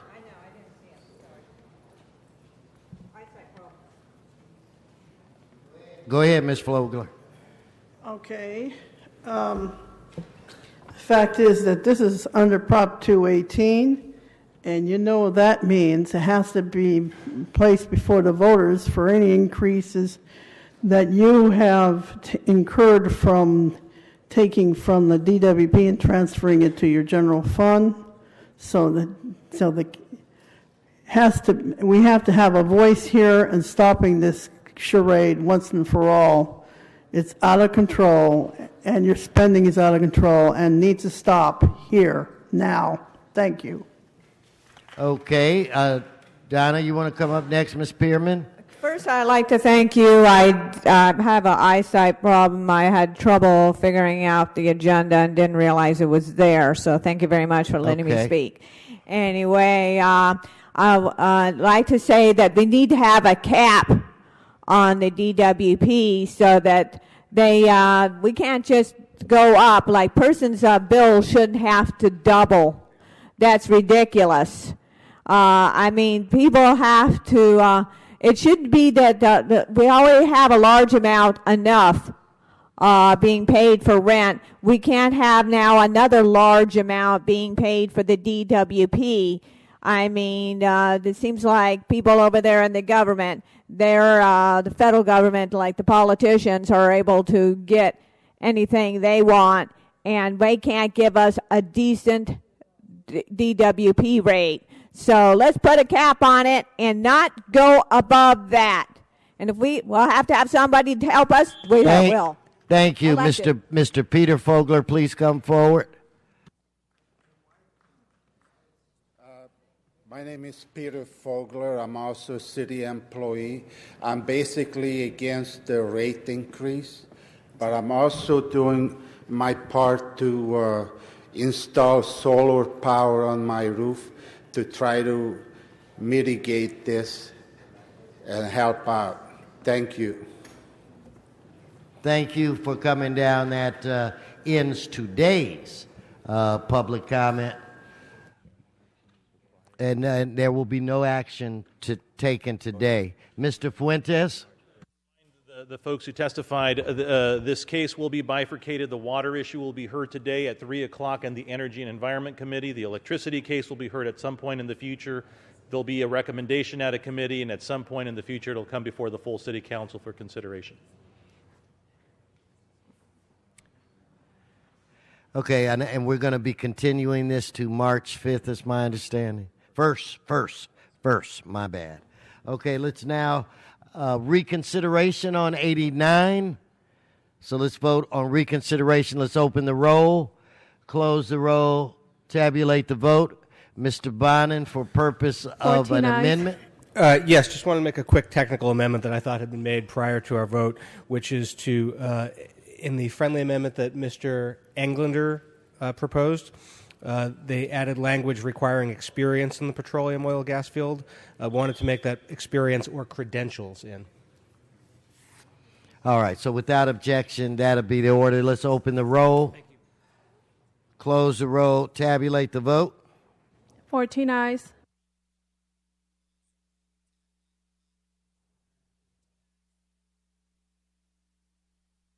Okay, we're going to go to item 32.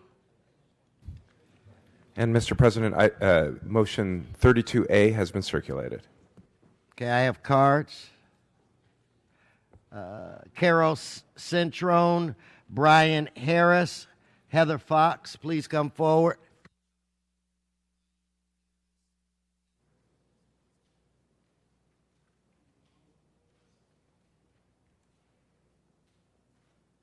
Please come forward, identify yourself. Sorry. Good morning. My name is Carol Citroni. I'm here in support of the historic designation for the Edinburgh property. How often in the history of Los Angeles has a nomination for historic designation been initiated by the head of city planning? I heard it has only happened twice. Not sure of the first time, but the only other instance has been for the Edinburgh Courtyard Apartments.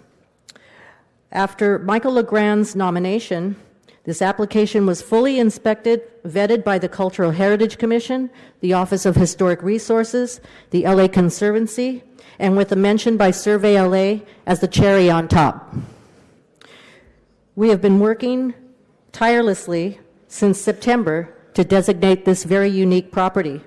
Please confirm this now at this meeting. Thank you so much for your time. Thank you. So if I could have the next speaker, identify yourself. Hi, yes, I'm Brian Harris. I'm a property owner adjacent to this property. I live in a 1923 building as well, and I'm directly impacted, and I bought my property because of buildings such as the Edinburgh Bungalow Court, with all of the accolades and all of the people in support, including LA Conservancy. I would like to see this go ahead and pass as the next historical monument. Thank you so much. My name is Heather Fox. I am a community advocate behind Saving 750 Edinburgh and have been walking the neighborhood for the last several months tirelessly. The majority of the community is very excited about this HCM, and we want to thank Councilmember Koretz for his consideration and all of you as well. Thank you. Okay, let's prepare to vote on this item. Let's open the roll. Close the roll, tabulate the vote. 14 ayes. And Mr. President, for clarification, again, that's as amended by motion 32A.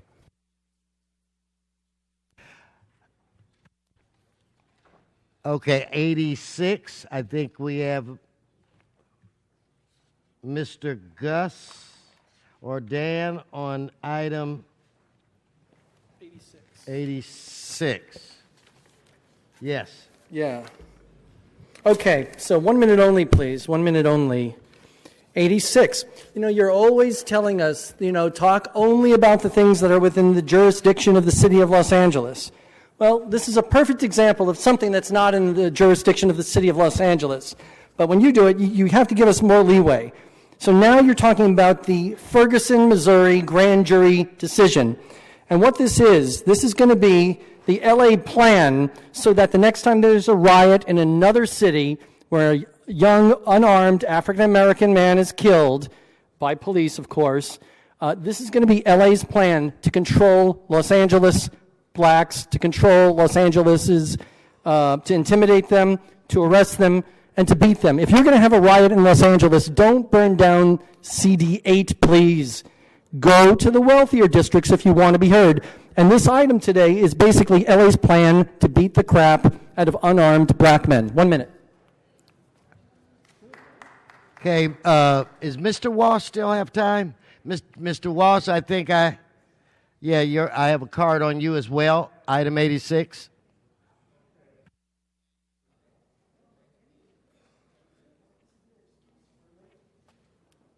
John Walsh, blogging at HollywoodHighlands.org. This is a double meeting. Okay, Ferguson grand jury, you name it. Racist Ferguson grand jury decision, emergency operation center activation against blacks and Hispanics, after action report, corrective action plan. I'm reading right off this, what it says here. And I just want you to know that they're getting set up.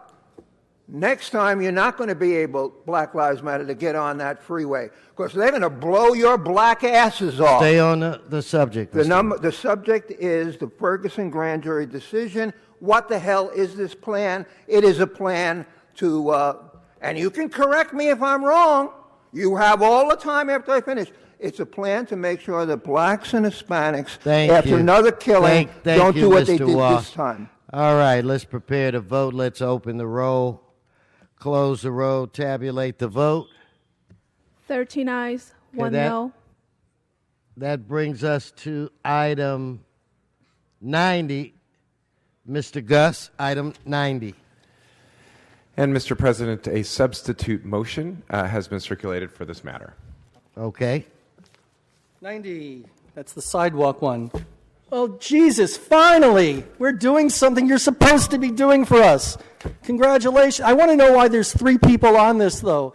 Why do you need 3 people as the maker of this motion? Sit down, But this is exactly what you should be doing for the people of Los Angeles. Put in sidewalks, keep us safe, reduce traffic, cut down crime, do a better job with the shelters. But this is exactly what you should be doing. Why isn't this item number 1 every day? Better sidewalks, better quality of life. For God's sakes, this is your job here, not the other things. I'm going to stay on subject. This is what you should be doing, not the Olympics. This is what you should be doing, not the NFL. Thank you, this is a Mr. good Gus. thing. You're, I'm giving you a you're off subject, but thank you. All right. All right, let's vote on this issue. Let's open the roll, close the roll, tabulate the vote. 14 ayes.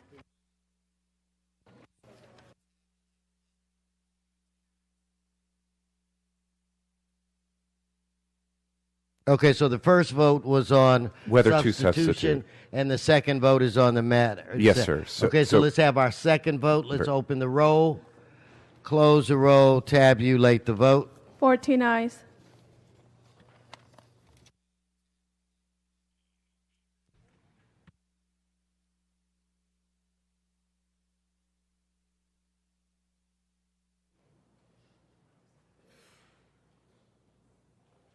Okay, now where does that lead us or leave us, Mr. Clerk? Mr. President, that brings council to general public comment or special number 1. Okay, let's get Ms. McAllister, Mr. Dan Gus, Kevin Motis, I think it is, Bobby Pepe. Yes, ma'am.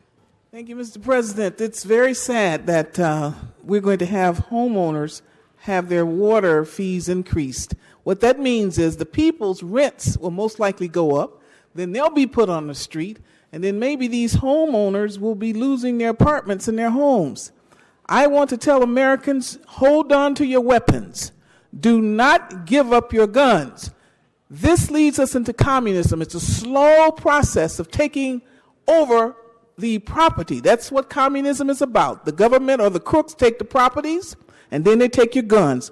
Hold on to your weapons. Don't give them up. If you give up your weapons, we can forget it, because they're coming in on us like you wouldn't believe it. And they're using people like this, the people we elect, that they fund to get in office. They're using them to take us down. If you surrender your weapons, you're dead. And I say it like this: before you surrender your weapons, go down shooting. Okay, Mr. Gus, followed by Kevin Motis, followed by Bobby Pepe, followed by Rola Masri. Yes, sir. Okay, so follow me on Twitter at PovertyPimpHerb, because even if Herb blocks me, his followers still get to see what I write. So Herb just blocked himself out. So again, on Twitter, I'm at PovertyPimpHerb. So it's fortuitous that Miss Barnett is sitting in the back of the room. Perhaps Mr. Barnett can tell us, Miss Barnett can tell us why Mr. Wesson has more dogs than is allowed to have in a single residence in the city of Los Angeles. There's his Christmas card, Charlie Cricket, Waldo and Penny. By the way, thank you for sending this to me. You're not allowed to have 4, Mr. Wesson. You need to get your ass in compliance with the city. Furthermore, Mr. Wesson, you didn't pay your damn dog license fees for 3 years. You didn't pay until 2014 for your 2013, 2012, and 2011 licenses. So what's going on? As city council president, don't you make enough money to pay the same fees that the rest of us do and the same limits that your girlfriend Brenda? By the way, not enough late fees. Thank you. So do we have Kevin? Is Kevin here? Bobby Pepe, Rola Masri, Jose Martinez, Sean Murphy. Yes, sir. Good morning, Mr. President, council members. Glad to see you all here today. Oh, good afternoon now. My name is Bobby Pepe, a homeowner in Silver Lake in CD 13. The city agency that monitors and cares for our urban forest canopy actually facilitates the destruction of our trees by corporations like Outfront Media through the permitting process. With that in mind, consider the harm done by Outfront Media USA to our neighborhood in Silver Lake. during the quiet week after Christmas Day to clear the sightline for Outfront Media USA's billboard above the building at 3701 Sunset Boulevard, 9 trees were vandalized, 3 to the point of death, by Outfront Media USA. Outfront Media USA's general manager admitted to this at a recent community meeting. According to a supervisor from your urban forestry division, these trees' replacement cost is $10,000 or more. No permits were pulled for the topping of these trees. Do the math. This act of vandalism is a felony. Thank you. Thank you. No. Have to give everybody the same. So, if I could have, is there no Rolla Masri? Sean, are you here? Sean Murphy? Mr. Walsh? Good morning, Mr. President. I got a new phone number. I have to give it to some of your constituents. The one you got, Mr. President, is no more, okay? Mr. Roos got it and Krikorian's got it. Ask them for the new phone number. We need to keep the sidewalks clean. We need to keep our streets clean. That's it.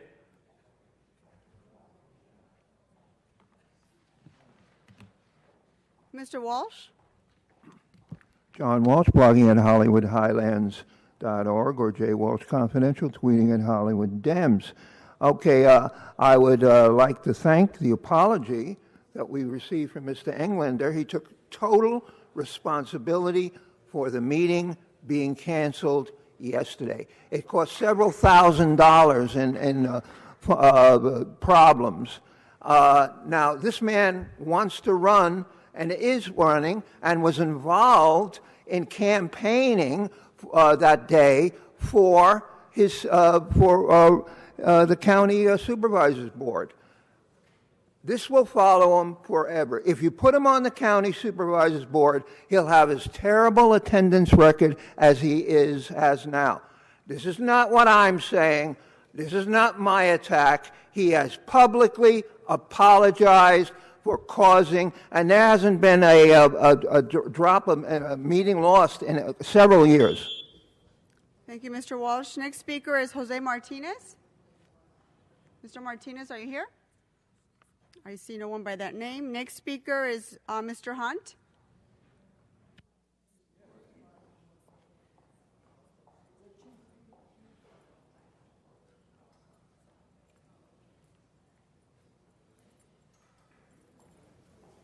The Red Chief Hunt.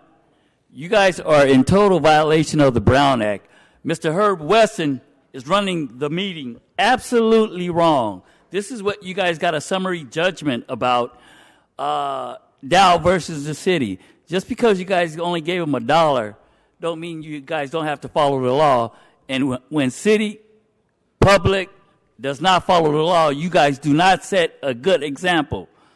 This is why the city attorney should be dismissed from this meeting, because he judicates over what needs to be said and who get kicks out, but he doesn't judicate that. If you are running the meeting wrong and you just got sued and you still don't follow directions of the federal judge, then you have absolutely fucked up the city of Los Angeles. And you guys totally do that absolutely wrong. This is why I want to debate Herb Wesson in the Ralph M. Brown Act anytime, any day, and on any radio station. The Red Chief Hunt. Thank you, Mr. Hunt. Next speaker, Donna Pierman. Followed by Marion Fogel and Oscar Mohammed. Anyway, you want to learn anything? Listen to me. I'm great, real great. Anyway, works for Mr. Trump. Anyway, reopen Van Nuys City, reopen Van Nuys video conferencing. It's terrible having to come here, terrible having to go through all that traffic, having to switch my days off. Almost missed the item I want to speak in through this large, confusing agenda. Thank you, Mr. Wesson, for letting me speak on the rate hike. But still, you don't care about the public. It's bad to throw Wayne Spindler, Ruth Chernoff. Please, you should have let her speak. And Eric Previn. They weren't that disruptive. As you don't care about the city, the public, neither does Hillary and our Obama. I won't call him my president. and Kerry. They don't care about us, and they should be tried for war crimes, and they should be brought into the Hague, and if they need to, they should hang them if that's what the trial case says. Thank you. Thank you, Donna. Next speaker is Marion Fogel. Oh, Mr. Koretz? Madam President, I just wanted to ask if we could have item 21 go forthwith. Sure. Item 21 forthwith for Mr. Koretz. Miriam, followed by Yes. Oscar Mohammed. Go ahead. Yeah, we've had a big loss, losing the gentleman on the Supreme Court, and we are in trouble because we need a balance in this country. Freedom of speech here, it needs to be kept balanced because the leftists, Hillary, Sanders, the Democratic Party is pounding very heavily on the Republicans for everything they can get. And let me tell you something. We got to stand up and not let this thing get out of hand and allow Hillary and Obama to destroy our country, because that's exactly what they're doing. And Sanders, too. So we got to bring in someone here that's conservative, knows what they're doing, bring back the budget, get our budget back together, and help our military, and create jobs by bringing people back. Thank you. Thank you, Miriam. The next speaker is Oscar Mohammed, followed by Jacqueline Richardson and Peter Fogel. Yes, corruption in government has destroyed America. America is a poverty country. Capitalism and greed brings about bigger government, and bigger government brings about bigger taxes, higher taxes. We should end homeless downtown Skid Row. No African American should live in that very negative lifestyle we see every day. We need more accountability. We have the Los Angeles law enforcement shoot unarmed black men in the back, shoot unarmed black men in the back of the head without any accountability. We need better leadership in Los Angeles. We should have responsibility. Freedom without responsibility is no freedom. But we look at history before us, we put people solve the situation as what came before us. But we look at religion today. Religion seems to be in the back burner. But I know we studied religion of Moses. Moses, he prayed on Mount Sinai to change. Jesus, he brought the gospel, he prayed on Mount Olive to change. And Muhammad, he brought the Quran, he prayed on Mount Light to change. And the answer was successful. Thank you, Mr. Mohammed. Next speaker is Jacqueline Richardson, followed by Peter Fogel.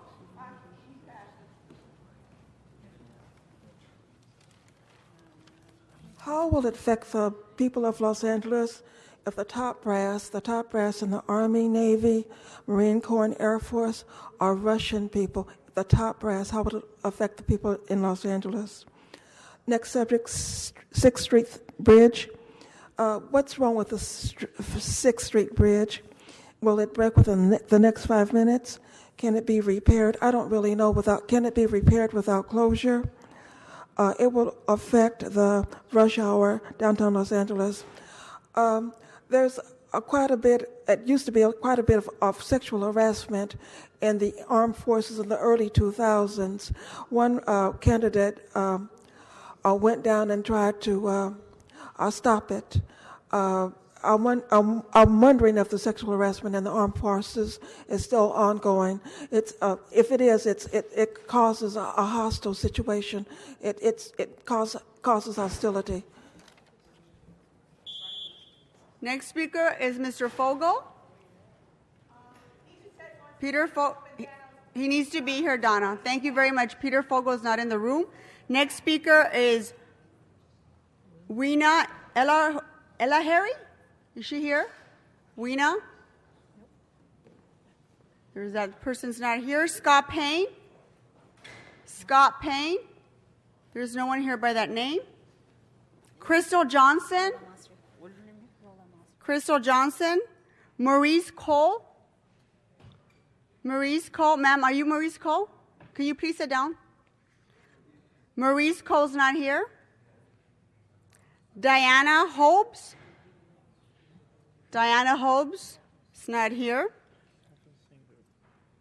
Leonard Arnold. Leonard Arnold. Renee Pittman. Renee Pittman, are you here? Not here. Last speaker is Guillermo Villalobos. Guillermo Villalobos. What's her name? Guillermo Villalobos.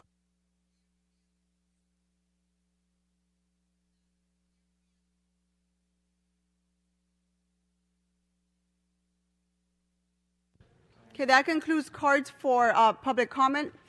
Mr. Clerk, what's next? Madam President, that brings us to Special 1. I believe the City Attorney is going to speak to the findings. Mr. City Attorney, go ahead. Thank you, Madam President. I will recite the facts as presented to me by the maker of the motion for the Council's consideration of the adequacy of the findings. Since the posting of today's agenda, staff from the state legislature informed city staff that the city's previous resolution in support of legislation increasing public disclosure requirements for oil and gas facilities is now reflected in SB 30, that the Assembly Utilities and Commerce Committee is taking up SB 30 on Monday, and that the city's previous position in support of the issue would not be reflected in the bill's list of supporters because the bill number had not been available when the city previously passed that resolution. Thus, there is an immediate need to act to adopt this resolution supporting SB 30 before the Assembly Committee hearing on Monday. Council must first make findings pursuant to Government Code Section 54954.2 before considering the substantive motion. Mr. Englander? Great. Thank you, Madam President. Colleagues, we actually... hold on for just a second. Yeah. We need to vote on the findings, Mr. You want to Englander. just vote on the findings? First. We're going to vote on the findings first. Let's open the roll, close the roll, and tabulate the vote. 14 ayes. Okay, that passes. Now, Mr. Englander. Great. Thank you very much. I was going to speak to the findings, so I don't have to now, but thank you. So with that, colleagues, actually on January 29th, we voted Council File Number 15002S117, wherein it was supporting this very piece of legislation. Having said that, the maker of this piece of legislation, Senator Fran Pavley, has called me directly asking if we can update this resolution so it can be part of the legislative file and package now that they actually have a different bill number, SB 380. The mayor's actually already written a letter on our behalf to the committee, but our resolution is not part of the package because it was under a different bill number. So with that, I'd ask for your aye vote. This is going to be heard on Monday. I will be there in Sacramento testifying on as well under Utilities and Commerce, and ask for your aye vote. Great. Thank you, Mr. Englander. Mr. Koretz? Yeah, I was wondering if we could have item 20 go forthwith as well. Sure. Item 20, forthwith for Mr. Koretz. I'm going to call cards on Special 1. Mr. Walsh?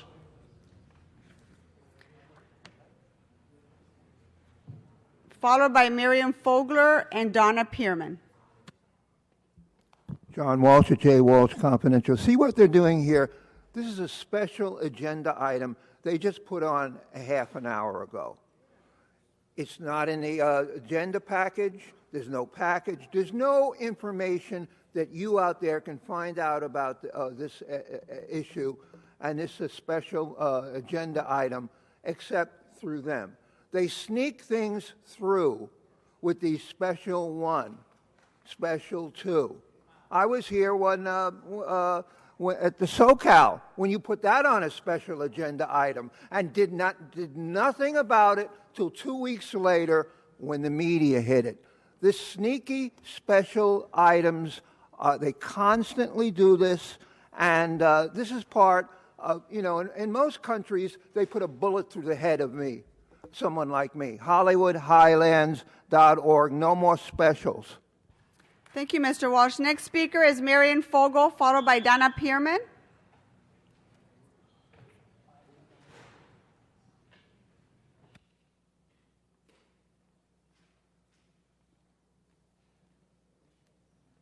I can't believe you people are violating the Brown Act by doing specials.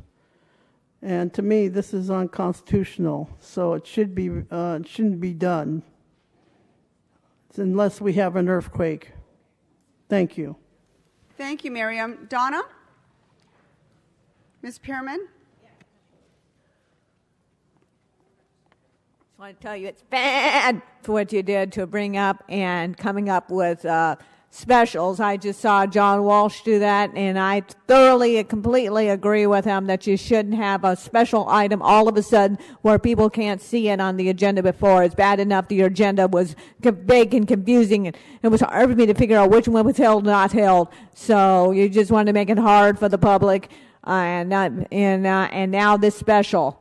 Get rid of specials. Thank you. Thank you, Ms. Pierman. That concludes cards on special one, Mr. Clerk. Let's open the row, close the row, and tabulate the vote. 14 ayes. Mr. Englander? Yes, and can we please vote to send it urgent forthwith? Let's send it urgent forthwith. We got to vote on. We'd have to actually vote on that. Okay. Open the row, close the row, and tabulate the vote. 14 ayes. Thank you, Mr. Englander. Yes. Mr. Clerk, what's before us? Madam President, Council has motions for posting and referral. Posted and referred. Madam President, before we get to that, Madam President? Yes, I'm sorry, Mr. Blumenfield. No problem. Can I ask that we, was that heard today? Reconsider item 43U. It's a lien item. Constituents come forward. I'd like to reconsider it and then continue it for 2 weeks.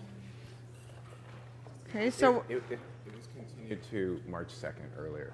It was. Correct. Okay. That item has been continued to March 2nd. this item was taken care of already. 43U? It was continued for 2 weeks, Mr. Clerk? Till March 2nd. March 2nd. Thank you. Okay, you're welcome. So posted and referred. The desk is clear. Members, any announcements? Mr. Buscaino, did you have an announcement? Adjourning. Okay, so let's all rise, please, for adjourning motions. And looking to my left, Mr. Buscaino. Thank you. Thank you, Madam President. Colleagues, I ask that we rise in honor and adjourn in memory of Marie Ungaro. She was born on August 3rd in St. Louis. With her family, she moved to San Pedro and married Henry Ungaro, one of the owners of the California's largest fish markets and restaurants, the San Pedro Fish Market. Together, they raised their family in San Pedro. She passed away peacefully on February 9th. She loved spending time with her family and friends and loved to travel just about anywhere. She was funny, boisterous, generous, and fearless. She is survived by her mother, Jenny, brother Matthew, her four children, 10 grandchildren, and preceded in death by her loving husband, Henry. In lieu of flowers, please donate to Marie Ungaro's name to San Pedro Peninsula Cancer Guild. May she rest in peace. And, as you know, the Associate Justice of the Supreme Court, Antonin Scalia, passed away this weekend. Asked that we adjourn in his memory. Born in Trenton, New Jersey on March 11, 1936, to a Sicilian immigrant, Salvatore Eugene Scalia. His mother was also a product of Italian immigrants. He grew up in Queens, New York, where he earned a scholarship to attend Xavier High School, where he graduated first in his class, and then summa cum laude from Georgetown and magna cum laude from Harvard Law School. In his professional life, he held many prestigious positions, such as Assistant Attorney General for the Office of Legal Counsel, professor at the University of Chicago Law School, University of Virginia Law School, and was appointed to the U.S. Court of Appeals, D.C. Circuit, where he served with then Judge Ruth Ginsburg, with whom he shared a close relationship with. Appointed to the highest court in 1986 by President Reagan and confirmed that same year by a 98-0 vote in the U.S. Senate, making him the first Italian-American Supreme Court justice.